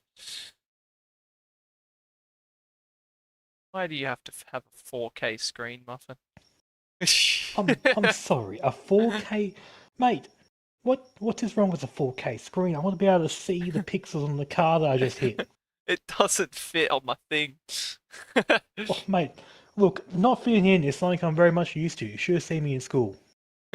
Alright, here is your qualifying results. So, starting us from pole position in a moment's time, it will be Rudzy, followed by Superfun Happy. They're the only two drivers who were able to set a 55 lap time. Then it is the Banker starting from the second row of the grid, joined alongside by the Pirate Maverick there in 5th place. Black Project in 6th, Carbon Boy 7th, the Stranger in 8th, and we will get the back,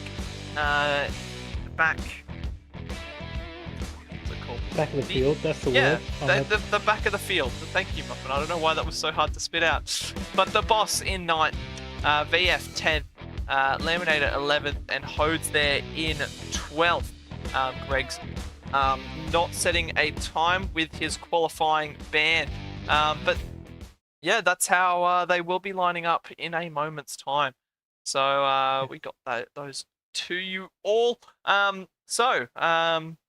think these guys have been sitting down for a little while. What do you say we kick things off with some 25 lap racing action around Yas Marina, Muff?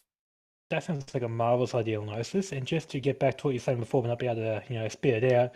Perhaps if you tried swallowing, you might find it a bit more enjoyable and easy. But that's just my professional opinion. Anyways, though, let's get this button pressed for the last time tonight, ladies and gentlemen.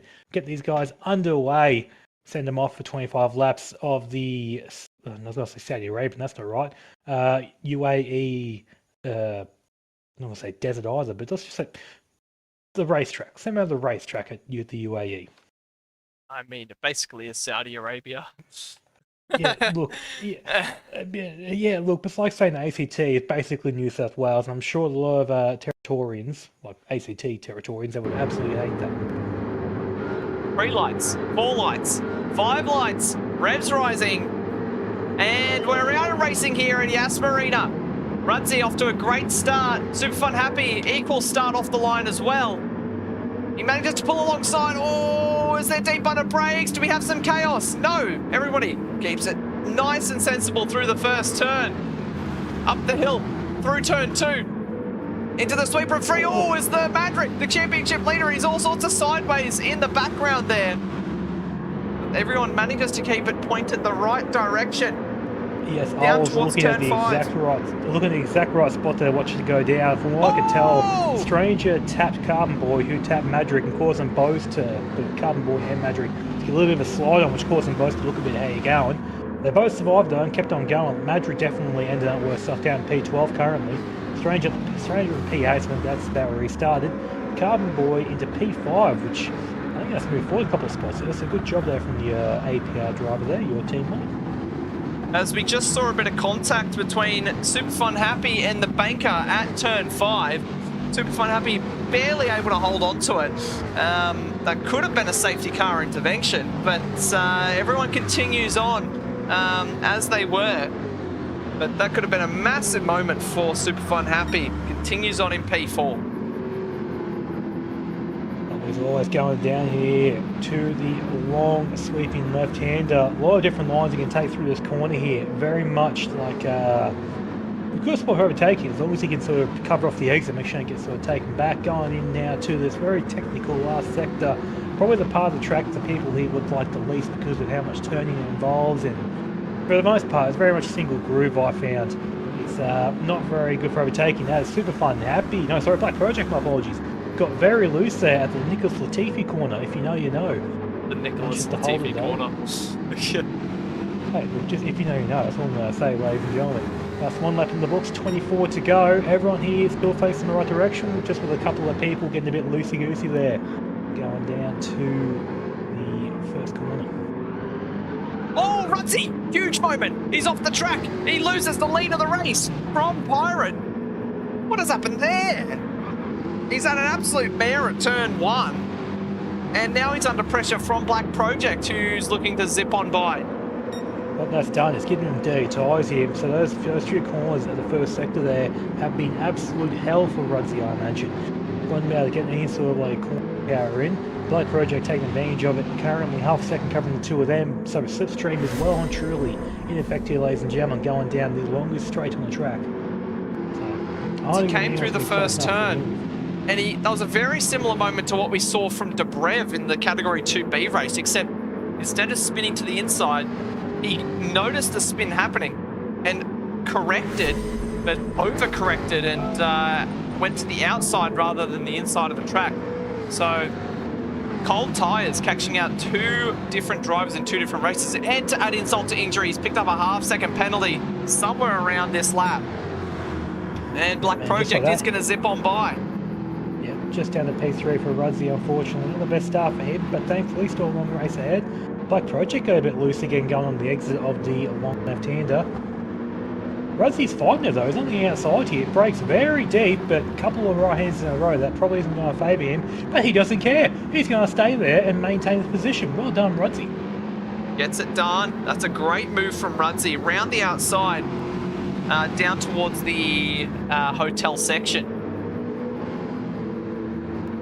What it has done though, Pirate Racing has now got a 2.4 second lead over the rest of the field here, with those sort of rest of the podium fighting out.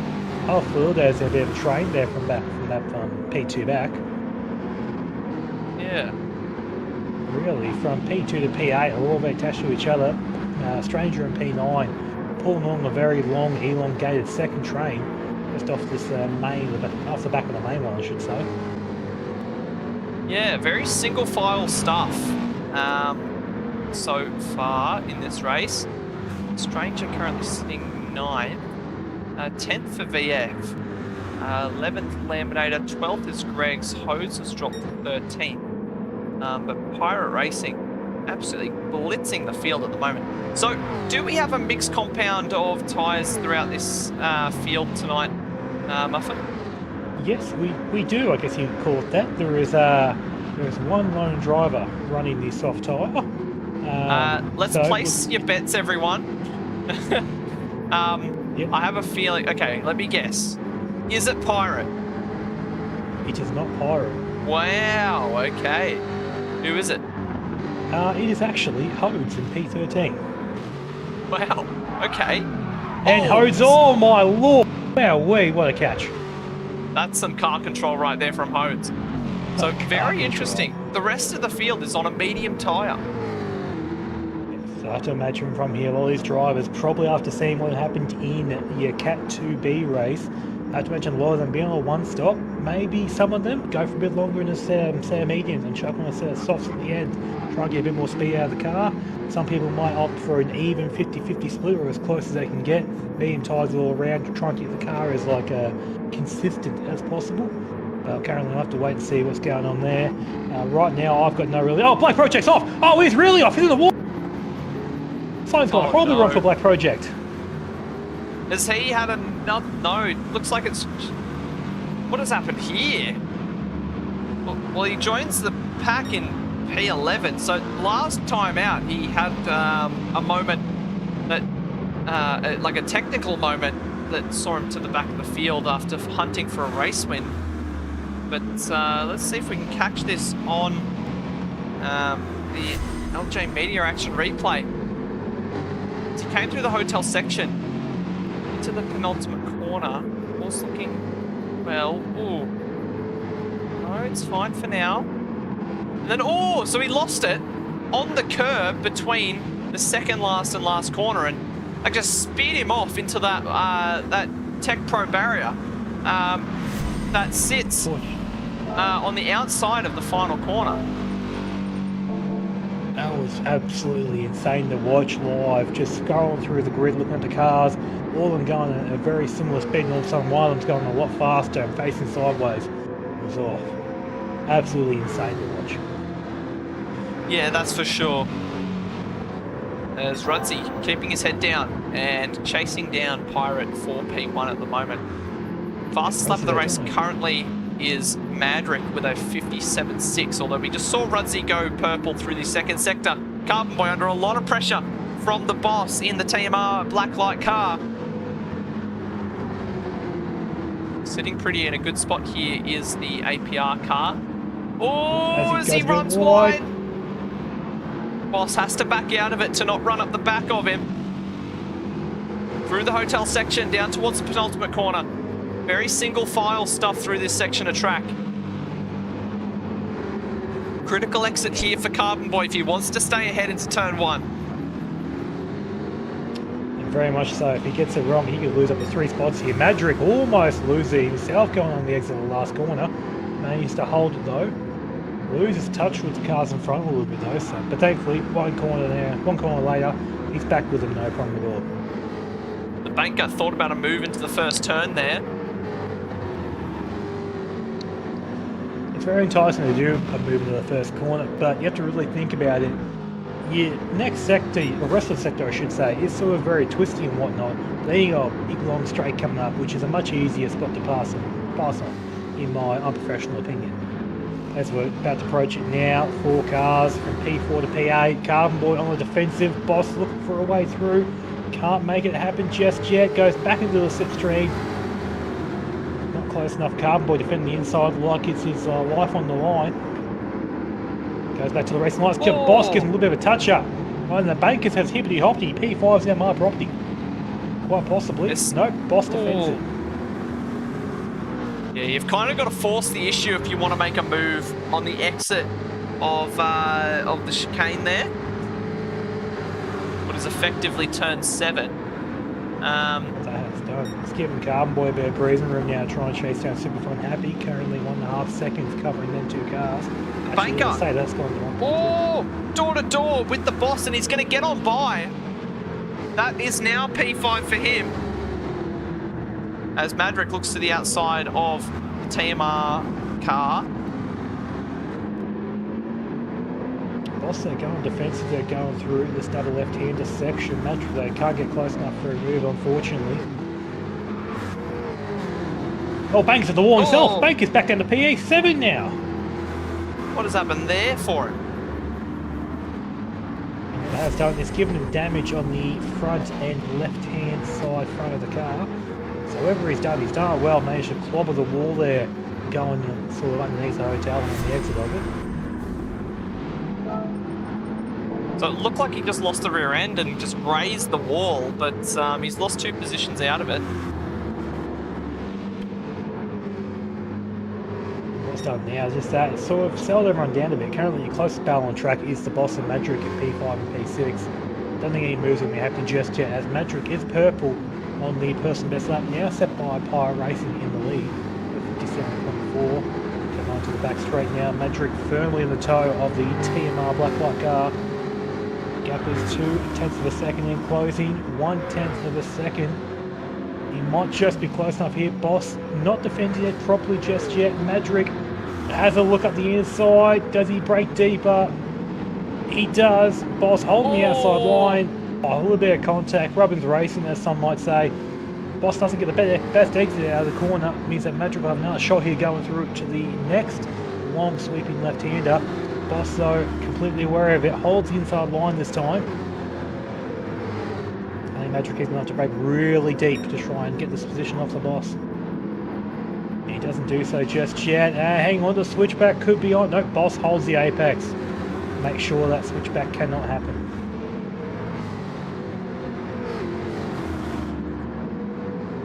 So, We'll go into the Pirate final up top. sector track. He's currently leading the race, clear by 4 seconds. It's his first season in Sector 1. The first 2 rounds, not the best of results, but then round 3 last time out at St. Croix, took his first ever win in a Sector 1 race, and now he's looking to back it up once again. He activated his Joker card last round as well. So on some great form here, Pirate, and looking to make a title charge at this midpoint of the season. Yeah, I think Pirate Racing probably just didn't have the car sort of set up the way he wanted it to for the first 2 rounds, I imagine. And then come round 3, he's worked out the kinks a bit, got it to a sort of a feeling that he's enjoying the drive. Something very consistent and quick. Look at him now. Like I said, St. Croix goes first up. And now here at Yas Marina, he's looking like he should get another one. Not to put the commentator's curse on him for a love of God. We'll try and do that here, ladies and gentlemen. Yeah, like I said, currently gap of 4 seconds to P2. He hasn't got to do too much from here to hang on to this lead. Just got to keep on driving the way he is, and he should be on for win number 2 in his run.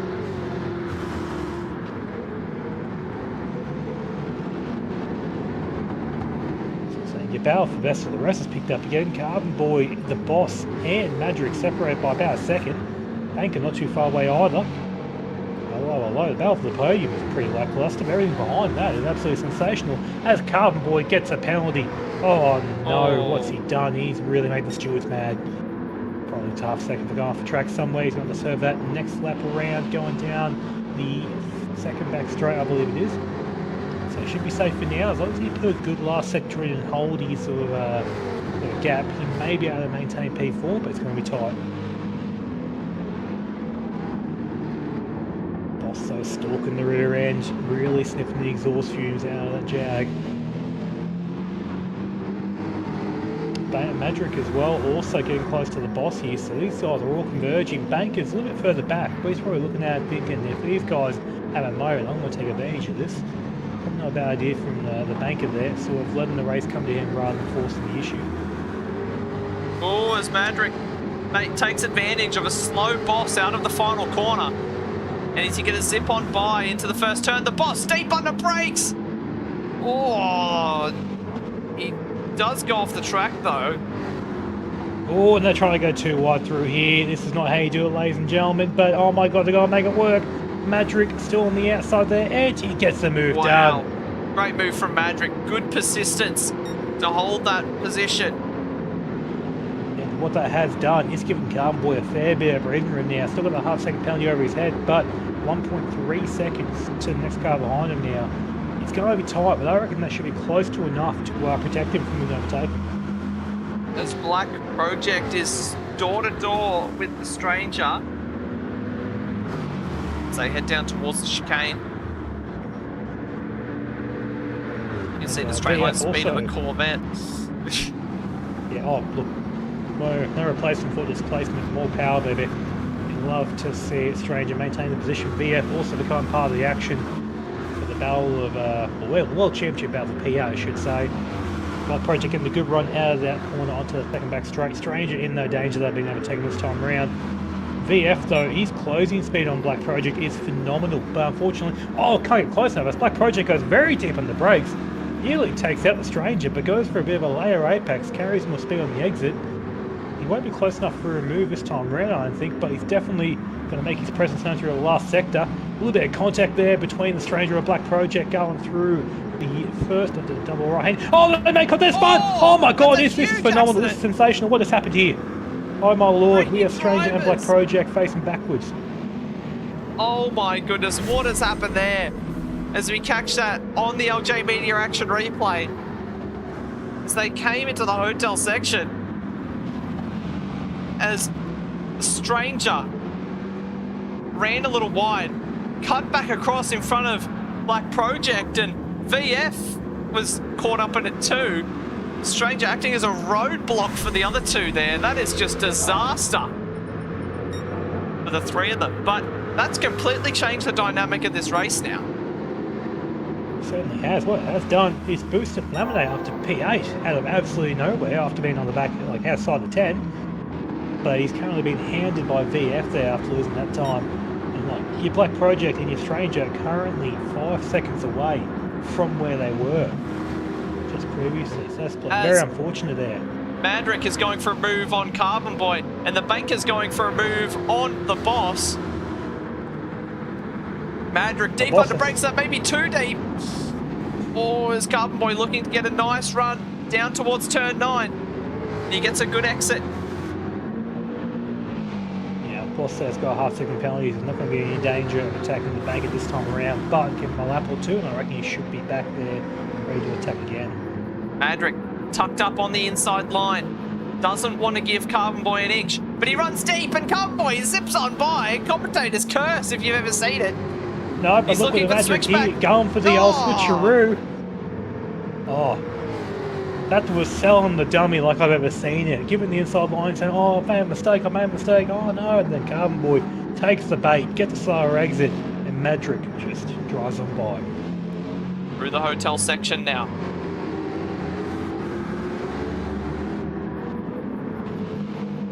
Single file here once again, coming down to the last 2 corners. Very technical, very tricky last 2 corners. Getting on the curves the wrong way can spit you out pretty horribly. As they complete lap 9 out of 25 here. I reckon we're not in a pit stop window just yet, but I have to say it's coming up pretty soon. I'll just see what strategy these guys go for. So before we even get to that, we should go through retire and fuel update, I reckon. Yeah, I think that's a brilliant idea, Muffin. When I have them, mate, they're absolutely wonderful. I have them too often. So, ladies and gentlemen, your APR Automotive Tyre and Fuel Update, you're in safe hands. Fire Racing currently leading the race here. He has got about 2/3 of a tank of fuel, and his tyre wear on the worst tyre, which probably might be the front right for most of these cars, is currently about maybe 35 to 40% worn. On the medium tyres, he is on Rudsey. P2 there, he's got closer to 1/4 of a tank, so hasn't put much of a fuel save on Pirate Racing in front of him. Tyre wear slightly worse on the front right, but not by much, pretty negligible amount, and still powering on there. Super Fun Happy in P3 in the Merc, he's got the same fuel as Rudsey in front of him, just about 1/4 of a tank, and tyre wear about the same as Pirate Racing in front in P1, about maybe 35 to 40% more on that front left. Madrick in P4, he's got just over 1/4 of a tank of fuel, so not doing too bad there. But these front right tyres are absolutely magnificent here, currently about 25% worn, if that. So he's probably going for a fair few laps here, possibly go for an overcut on some of the cars in front of him. Carbon Boy in P5, he's got about 1/3 of a tank of fuel, so good fuel save there from the APR driver. He's currently got about 35 to 40% tyre wear on that front right. Banker in P6, he has got just under 2/3 of a tank of fuel. Not doing too bad there, and his tyre wear, like Madrick's, looks absolutely spectacular on the front right. Probably about 20% more, probably the best I've seen so far of anyone on the field, which is amazing because of the Corvette and I constantly get the tyres to last. Anyways, going on to the Boss in P7 now, he's got just over 1/4 tank of fuel, so not doing too bad there, pretty consistent. Sets his PD lap of the race. He has currently got about maybe 30% tyre wear on the front right, so not too bad, but he has got a fair bit more on the front left as well, so he's sort of even out the tyre wear across both tyres there, which is a very interesting strategy. BF in P8 now, he's got just under 2/3 of tank of fuel, so probably up there with some of the best in the field currently. His tyre wear pretty similar to fellow Corvette driver, the Banker, about 20-25% wear on that front right, pretty even across both front tyres really. Laminator in P9 in the Mercedes, he's got just over 1/4 of a tank of fuel. His tyre wear probably about 30% on the front right, but still very good tyre wear, probably comparable with some of the best in the field, like your Madrick, your Bankers and your VFs. Stranger in P10 in a heated battle with Black Project. Currently he has got just under 1/4 of a tank of fuel there, so not very good fuel saving there from Stranger, but has been on a bit of a recovery drive, hasn't he? Currently tyre wear probably about 30% on the front right, and the front left isn't too far off being the same. Black Project in P11, he has got 2/3 of tank of fuel currently, so he is right now the best fuel saver in the field, I firmly believe. His tyre wear is about 20-25% wear on both front tyres, so very even tyre wear from the Kraken driver. Greg's in P12 currently, he is on the medium tyre. I probably should mention as well, everyone I've mentioned so far is on the medium tyre, so just if you ever wonder it, that's what it is.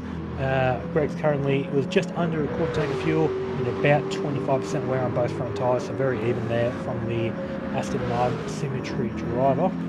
And at the back of the field we have Hodes, who has gone for a pit stop, I believe, in the last 2 laps, so he'll be going to the end from here, I reckon. He's on the freshest set of medium tyres I've ever seen, and he's got about 95% of a tank of fuel. Thank you, Muffin. As Rodsy's in as well. I realise you're probably trying to, focus on other stuff in the commentary box, like feeding your mouse, so it's okay.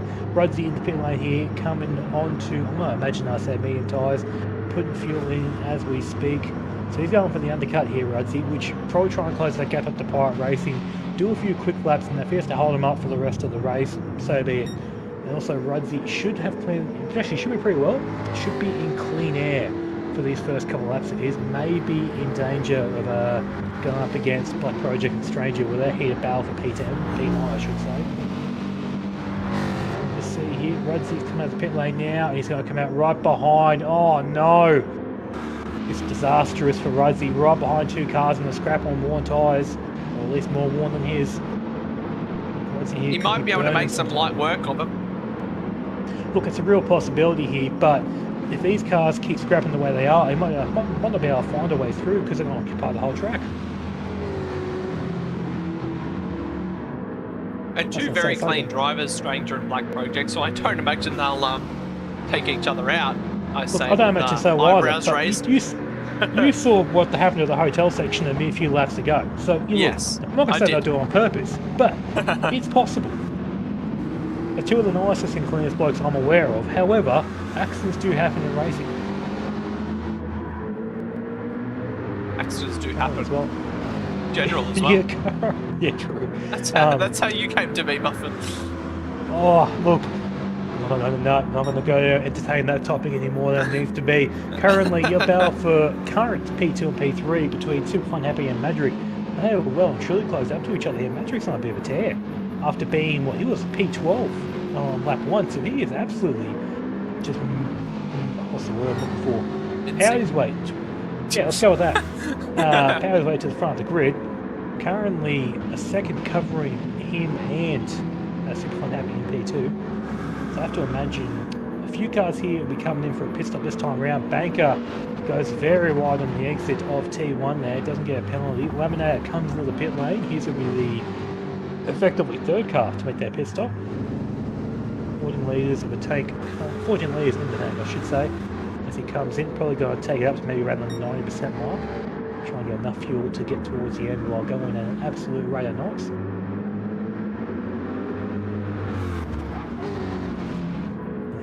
So yeah, Rudsy with your first stop, he's absolutely clear of Laminator, but that's to be expected. Rudsy has already gone past Black Project, but he's still behind Stranger. But thankfully coming up to the sort of back straight here, currently Rudsy about 10th and a half down on his PB time. Probably not the best thing to be doing when you're on a fresh set of boots, a lighter fuel tank, and generally what should be cleaner air. Wait and see what happens here. Stranger doesn't have to give the position up, even though he is effectively not fighting Rudsy for a position in the grand scheme of things. For right now, he is. So Rudsy's going to try and make it pass on him the cleanest way possible, whether it's the inside, outside, both sides. Oh no. Very interesting here from Rudsy. Or Black Project behind nearly loses it, going on to the last back straight here, the last sort of straight section of the track here. As well, see if the other cars coming to the pit lane. Pirate Racing, he is in. Pirate Racing, your leader, is coming into the pit lane this time around. Right on the halfway mark. Oh, look, as halfway as he can get here. If anything, really, 12 and a half laps, stay as your halfway mark. So, no one can do exactly halfway. You're going to be undercutting or overcutting. Look, no, they just need a duck in the domestic layout. Yeah, it's fine. Alright, so Pirates in, Superfun Happy, Banker, Boss, Carbon Boy, VF, they're all in. So really, the first person that's going to really give us an indicator of how good the pace is going to be Rudsy, who's been held up by Stranger the entire last sector. So I speculate Pirate is going to come out with a bigger lead than what he did prior to the pit stop circulation.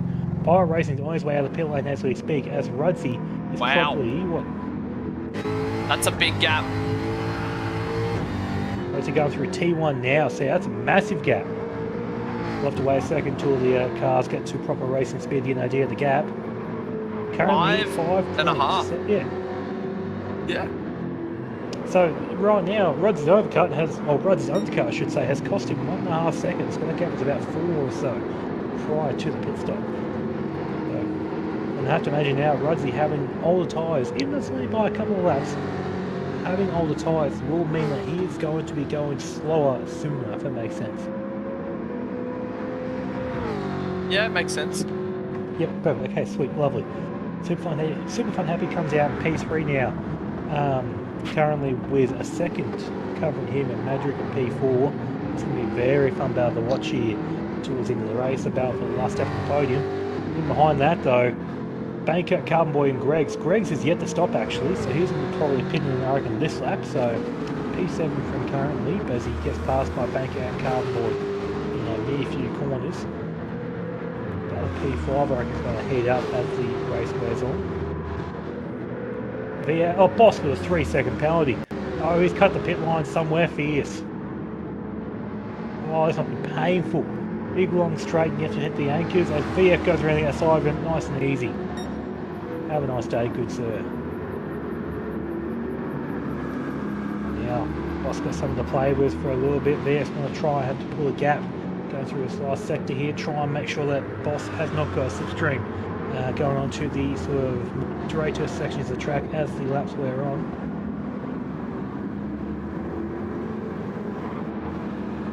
Alright, so after all that, the field is really spread out. Strangers down to P12, which is bewildering to me, because I thought Corvette would be a lot higher up in the field, but maybe it's just not his night tonight, but maybe he could be on an alternate strategy here. Maybe he's going for like a hard and fast charge at the end. He's going to make up 41 seconds to the lead before this race is done. Well, you have to have in mind that he had that incident with Black Project early on, and he was given it the beans on the throttle in that last stint, so he finds himself about 6 seconds behind Black Project at the moment. I'd say that would just be from fuel alone. But yeah. Look, obviously, you raise a very fair point there. Slipped my mind for a second. I forgot about that. I tried to erase it from my memory, but I'm thinking if you bring it back. Erased it from your memory? Yes. Let's see if there's any sort of battles on the track currently. Like I said, well, the battle for P3 is starting to heat up. Madrick is currently within just under a second. Obviously, quite happy going down the second back straight here. Yas Marina. The Merc seems to get a very good run out of the exit of the corners and sort of in the braking going in.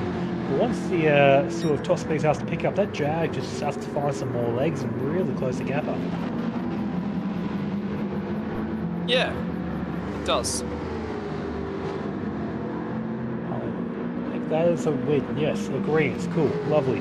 Coming to this last sector though, I have to imagine Super Fun Happy and the Merc should logically pull a gap here. Madrick going through these sort of short, sharp corners.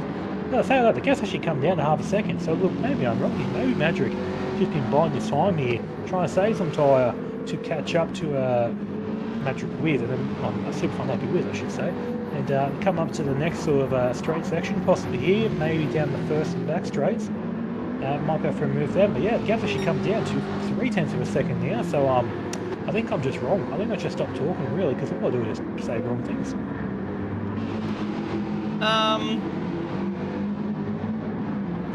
You say some things, sometimes. Yeah, look, you're not wrong.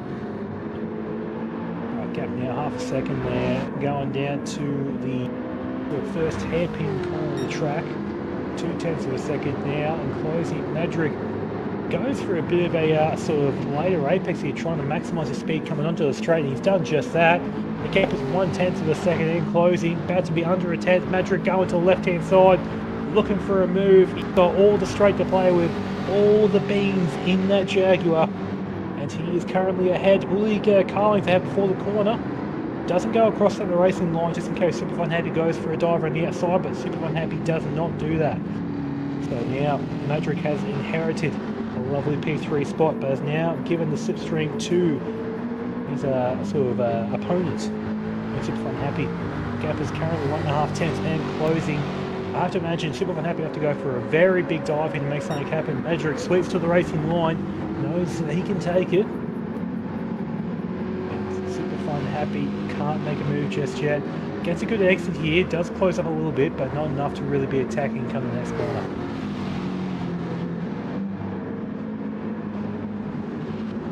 Just want to say as well, your leader, Empire Racing, he extended the gap out to 6 seconds now.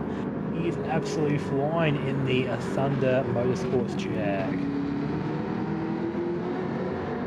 Like it could be a flag win for Pirate. Very real possibility here. Once again, commentator's curse, not trying to inflict on anyone, just trying to, you know, make some bold predictions here. What we're trying to do here, ladies and gentlemen.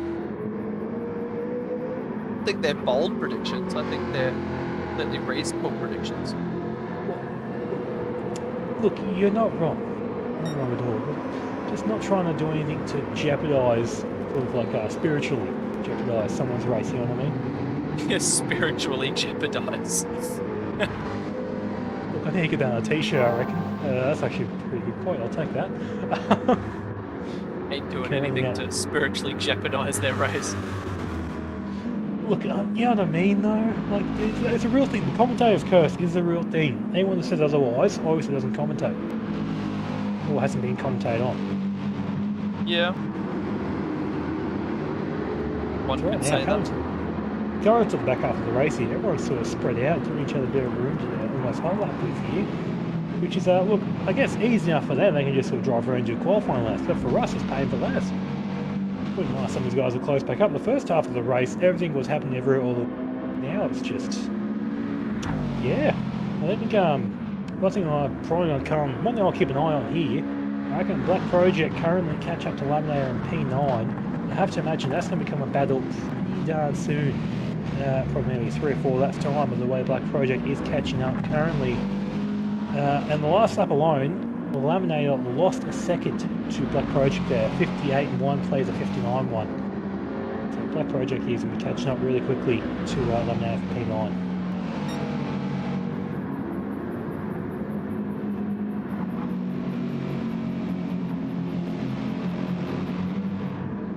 I was thinking before as well, I thought the battle between Madrick and Super Unhappy had sort of ended there with Madrick back in the pass. Come up now to the end of the lap here. The gap is just over half a second, so maybe the battle for P3 is not over yet. Madrick here might have to start looking backwards a bit here. Currently looking at the 2 cars. Super Unhappy in the Merc has got slightly better tyre wear at this point in time, which honestly shouldn't make much of a difference right now, but as the race wears on, logically speaking, Madrick's tyre wear should increase at a more exponential rate, so to speak, comparatively speaking to Super Unhappy's, which will mean that towards the end of the races, these guys could be battling through the last few corners as Madrick goes purple on the sort of December 4 set by Pirate Racing this time around. So I'll have to wait and see what he can do for the rest of the lap, see if he can sort of move that benchmark forward for Pirate to try and chase down. Yeah, 57.4. It's quick, but I think we actually saw a quicker lap in Cat 2B race, which is interesting enough. I think Wartime has managed to do a 57.1. That was on a soft compound tyre, which he made that strategy work. But yeah, 6.5 seconds to the good for Pirate. He's running a good race. Definitely doing a great job here. Like, look, absolutely right. That Cat 2B, to my knowledge, did do a quicker, fast lap of the race, but yeah, look, soft tyre versus medium tyre, like there's going to be a bit of pace disparity there. Like, I have to imagine what the gap is effectively 3/10 between the Cat 2B fastest lap and Cat 2A at this point in time. But the tyre compound, I feel, over the course of the lap with sort of on the exact same car, I should say, would be a lot bigger than 3/10 of a second, probably close towards, I reckon, a second per lap, raw sort of peak speed. Yeah. Yeah, you know what I mean? Yeah. I'm like, well, if I'm talking absolute nonsense, let me know now and I'll try and sort of back it off a little bit, ladies and gentlemen. Yeah, well, it really does depend. Like Wartime, he actually set a quicker lap in the race than he did in qualifying. and that was on a high fuel load as well. So it really just depends on the driver and the situation, the circumstances. Qualifying, you could get held up. Race, you tend to find yourself in situations with a lot of free air as well. That's very true. And going back as well to what I was saying a couple of minutes ago, Madrid has taken that fast lap away from Pirate through the 57.283. Yeah. Of 0.2 of a second, or 1.5 I should say, before Pirate did it earlier on in the race. So Madrid actually here is actually doing a pretty decent job. Currently compared to the leader, he found 0.8 of a second that lap, which currently the gap is 11 seconds, or about to be 12 I should say. So it's going to be hard for Madrid to catch up with 6 laps to go, but it just shows, I guess, sort of to an extent what could have been for Madrid with the pace he's showing. If he was further up the field at the start, he probably could have been maybe chasing down the win here, if not P2. Yeah, that's why he's the championship leader. He doesn't have a win this season, which is interesting enough. Yes, he has activated his Joker card. He has 2 podiums, but there's 3 drivers in the field that currently have wins. It's the Stranger, Pirate, and the Banker. Madrick isn't on that list, despite being how many points clear he is. 3 points clear of Pirate. But I think tonight that gap is going to close. Pirate, if it finishes as is, he's going to be the championship leader. Yeah, true. Did you say that Madrid played his Joker card? No, he didn't. No. He played his Joker card last round. Okay, cool. Yeah. So, like you said, if everything goes the way it is currently, Madrid will lose the championship lead to Pirate Racing. But it's not a bad effort, really, to more or less have a little captain consistency title, to not get a win and still be the lead in the championship. It's a very good effort, and really, with Pirate currently going to possibly to him trot, I'm trying to spiritually jeopardise him. Currently going to him trot here. He will take the championship lead, but Madrid going to be, doing the maths in my head, about maybe 6 points behind when the race is all said and done. If it finishes as is, he'll be 6 points behind, because it'll be 5 points for finishing position, 2 points for pole position, and then -1 for fastest lap if that stands. That 57.2 stands. Yep. No, spot on. You're absolutely right. Good, sir. We'll have to wait and see. We've still got 4 and a bit laps to go. So anything can happen here, ladies and gentlemen. Don't get too excited just yet. Don't start sort of counting your chickens before they hatch. Superfine Happy's only 2 seconds away from Madrick in the battle for the podium, so I wouldn't say that battle is over and out just yet. Baker, 1.5 seconds away from Superfine Happy, so I have to say that gap is closing up pretty dramatically. Currently, Baker found a second in the last lap alone. Another P4 here, best of the rest. That also could be up for grabs here. Garby Boy in P5 sort of settled to a bit of no man's land. In P6 was about 5 seconds, or 4.5 and 6 seconds, I should say. Each way for him right now, so if the car's in front battle a bit, you should be able to capitalise on it, but right now he's just sort of circulating around the track and just trying to make sure he brings some of the points for himself and for the team.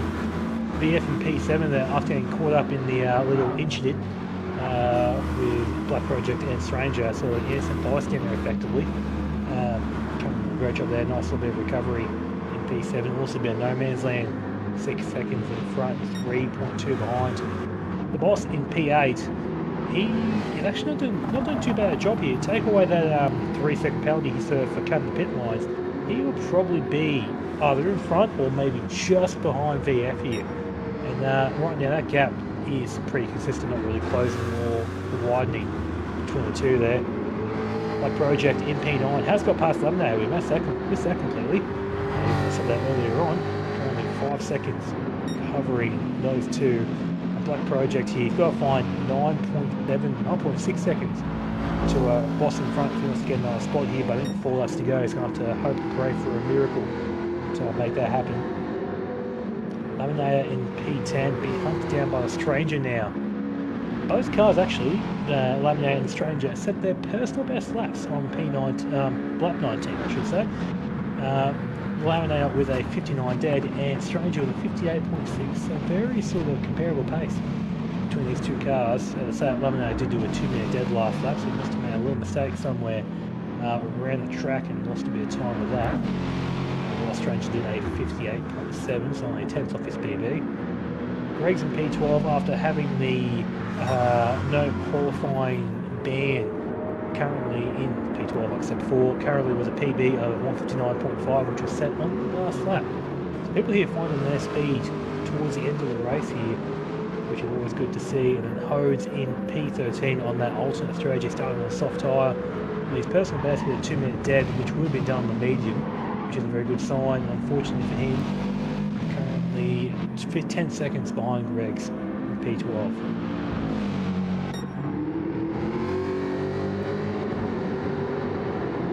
Captain lead as well is also extended again, 8.6 now to Rudzy in P2 here. Is that Pyro extending the gap or is that Rudzy making mistakes and losing time? Well, I have to say honestly, Rudzy's pace, his tyres actually, it's probably going to be what's killing him. His front right is already down to half. He's still got 3 laps to go here. I don't see Madrick being a threat to him, but I'd have to imagine if Madrick gets close enough, a little bit of the old Fernando faster than you, can you confirm me understand this message, might come to effect here, ladies and gentlemen. Ferrari team orders could come play here. We'll see if Jimmy Superfly can confirm and deny if that is on the cards. Well, these Black Rose guys, they're no strangers to a bit of teamwork as well. Oh, he's thrown on the indicator. What? Why has Rudzy got the indicator on? That's a bit preemptive, I think. The indicator right now, like, I'm not even sure if see the indicator at this point. So oh, he's turned. Unless he's still on. Yeah. But unless he's just planning for the future, maybe he's just hit it by accident. Not too sure. Like, you know, if you flip the indicator on, you don't need to. You don't really think about it. You just keep on driving. Like, there are bigger problems in the world than indicator flashing, I think, when you're driving a race car. But the gap now is down to 3 seconds. So this sort of last sector alone, Madrick has found 0.3 of a second on his teammate. So this battle here for P2 is over just yet, but I think Rudzy don't do too much to keep that P2, just needs to sort of hold his line, hold his nerve and make sure his tyres last till the rest of the race. Yeah, these guys, they aren't strangers to a bit of teamwork. If you guys think back to round 7 last season at Daytona, there was a very famous moment where Madrick pushed his teammate Rudzy across the line for the podium. And after Rudzy ran out of fuel, so don't know how things are going to go now that they're both in the hunt for a championship. Whether that teamwork is still going to be there or they're going to be a little bit more competitive. I think if you want to have a look at something that's not going to be teamwork for a quick second, you battle for the best of the rest in P4. Banker and Superfun Happy separated by 2.5 of a second. Banker on an absolute charge here, making use of the Corvette straight line speed, no replacement for displacement, more power, baby. Coming down to the second back straight now, gap is 0.4 of a second and closing. Banker using all those 8 cylinders of his to try and sort of close that gap. To Superfun Happy going down to the long left hand. Superfun Happy already defending the inside. He knows what could be coming. Goes back to the racing line and takes the racing line as per normal.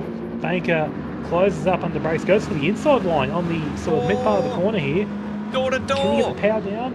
I think he might be close here. But no, the next right-hander might kill him and the run after that will... Oh, no! Oh, we're in the outside! Oh, ladies and gentlemen, what a move.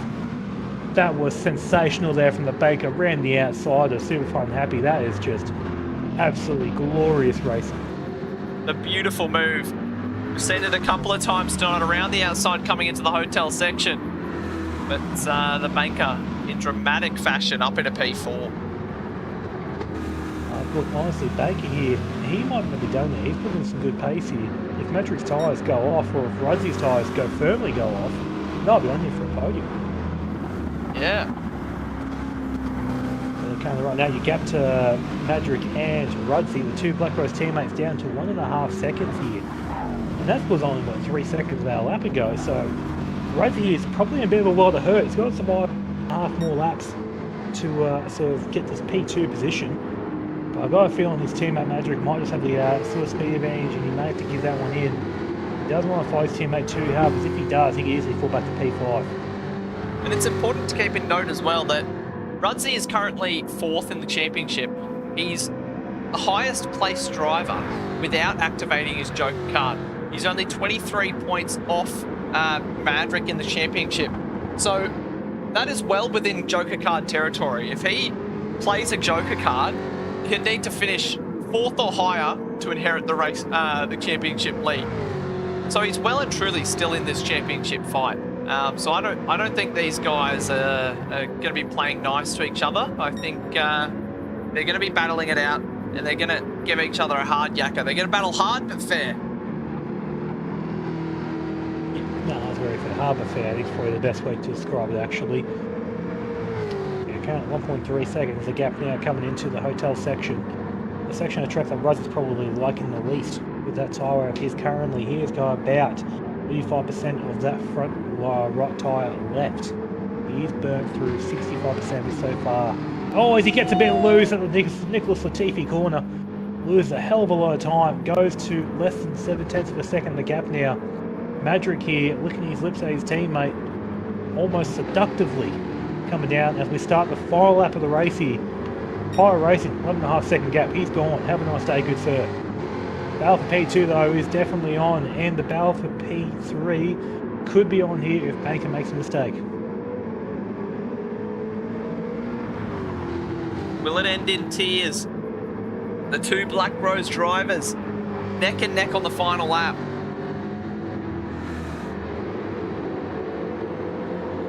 7/10 of a second the gap as we speak, coming down to this long hairpin left-hander, which is going to absolutely kill Rudzi. Can he get a good exit though? Gets in the power nice and early. Madrick though doesn't get the best of runs out actually. Loses a bit of time on the exit, but once the slipstream comes back into effect, he definitely starts to close up again.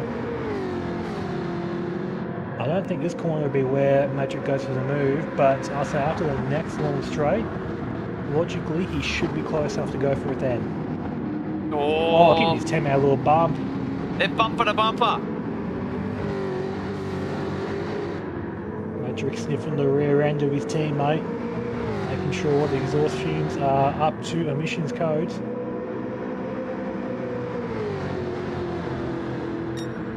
Rudzi's actually holding. Rudzi's holding on here. Actually, he may be able to do this. Goes real wide. through. Will Madrick get alongside? Oh, they're tucked up right next to each other. Madrick's got to try and find a way through. No, he's backed off.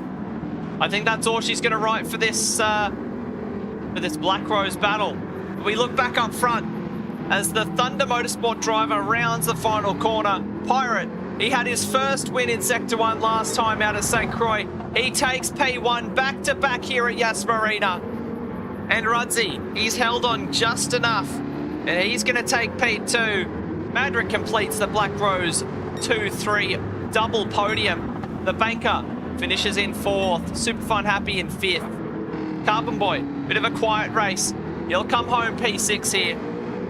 BF, after the earlier incident with the Stranger and Black Project, will finish P7. The Boss, another quiet one here tonight. He finishes a respectable P8. Black Project rounding the final corner. He comes home in P9. Sets his fastest lap of the race as on that final lap too. The Stranger rounds the final corner. He finishes P10. Not a good day in the office for a driver that prides himself on his ability to tune the car. Laminator there in P11. Greggs will come home in 12th as he makes his way through the hotel section at the moment. DeLorean Aston Martin getting a little bit of sort of me time coming around the last couple of corners here as he gets right across the line into P11 opposite for Symmetry Sim Sports. Across the line he goes. And now also a bit of look at me time will be Hodes in P13 for Hooncorp in the Mercedes. Come around the second last and now last corner to take the checker flag and be the last wrap finishes here at tonight's Cat 2A race. And sets the fastest lap of his race as well. Wowee. What a race. What a race. As we'll have a look at the race results of that one. So Pirate finishes P1, Rudzi second place, Madrick completes the podium with the fastest lap. The Banker 4th, Superfun Happy 5th, Carbon Boy 6th, VF 7th, The Boss in 8th. Black Project 9th, The Stranger 10th, Laminator 11th, Greg's 12th, and Podes there in 13th. So who's your drive of the day there, Muffin? Oh, that is actually a very tough one, but I'm going to have to give it to Madrick. I'm fully aware, quick driver, but he started and ended up at the very back of the grid near that start of the race and fought back to P3. I thought it was a very good job there for the Black Rose driver. So, yeah, look, for me, I think it's a well-earned driver of the day, but definitely your special mention has to go out to Pirate Racing for the Lights to Flag victory. Like, that's not a very easy feat to achieve, so good on him for achieving it. Yeah, it's it only looked one way right from the start. He did everything perfectly, just drove away with it and finished P1. I think I'm going to give my drive of the day to Madrick. Got the fastest lap, had some early issues, was down to P12, but clawed it back to a great podium. And fortunately, doesn't hold on to the championship lead after Pirate gets the win and pole position. But still a very respectable drive to limit the amount of points lost in the championship. So yeah, he gets my drive of the day. We've got a couple in the chat. Couple for Pirate, couple for Madrick. Yeah, some good votes all around. But yeah, it was a very nice race. Definitely could have done with a little bit more racing action, but there's still some great moments up and down the grid, which we love to see. And some big implications in the championship. So you got anything to say before we sign things off tonight, Muffin? Oh, well, I think the usual spiel about, I just want to say thank you to everyone for coming out and checking out the action we have tonight here at Sector 1 Sim Racing. If you thoroughly enjoyed what you saw, don't be afraid to hit the like button. If you want to see more of it, we're here almost every Sunday. Hit the subscribe button, Don't be afraid to check, hit the notification bell as well and check out all the lovely action we have on offer. And if you yourself want to get on the grid here someday, there should be a link in the description there for our Discord server, where if you jump into there, we'll lead you through how to get on the grid yourself, and who knows, one day I'll be saying your name here, commentating you here at the lovely Sector 1 Sim Racing Championship. Muffin said it best. Jump in, get involved. We are going to be taking applications for the Invitational Series over the next couple of days. We should be kicking off next round, which is good. So get involved. Great. Well, the easiest way to get involved in the main series. Show up to the Invitational, do a couple of races, get picked up by a team. Yeah, some good fun. Had some good numbers coming through from last season on the grid this season. So, yeah, make sure if you're keen to get into the action, you go through that. Otherwise, yeah, that's everything for us tonight. Next weekend, we will be back for Category 1. It's the endurance season, and we will be having a 90-minute race around Mount Panorama in our retro liveries as well. So should be a great round, that one. Looking forward to it. I think everyone's looking forward to it. But yeah, join us for that one. Should be a good night of racing. But yeah, I think that's everything we've said. So thanks for coming out, everybody. It was nice to have you all this evening. But that's Lanosis and Captain Muffin signing things off for Yas Marina Season 12. We'll see you all next week. Hello everybody, welcome back to Sector 1. We are here tonight for some Category 1 racing action around the Saints. Let's go. I wake up to a little bit of drool on my pillow, feel like it's gonna be a bad day. Can you keep Yeah, it I'm around tired the of outside? shit, and the coffee ain't hit yet. Damn, ain't that that great. I don't wanna go to work cause my boss is a jerk and I'm not even that paid. I need a change in my life cause I don't feel alive and there's nothing that makes me happy. Hold my beer for a minute, I'm about to quit my job, cash in for a ticket. I'm going on a trip and I don't plan to visit. I'm gonna stay there till I feel like I'm winning. Oh, and this is just the beginning. I need a big change, only feels like living. I need a big swing, home runs I'm hitting, and I'll never look back, moving on till I get it all. And we all got dreams, we all want things, but what you gonna do for it? How you gonna move for it? What you gonna be? And do you believe you can do anything? But what you gonna do for it? How you gonna move for it? What you gonna be?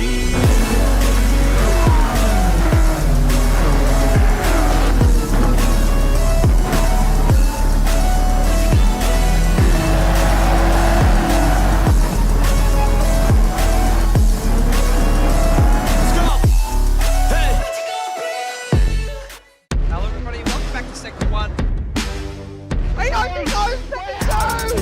Oh my goodness! Jish went wide. Oh, he's run wide and goes down! Oh my. Oh no! No! You can't do that! You see that steering grip off that curve. Fuzzy is somehow keeping it on the track surface!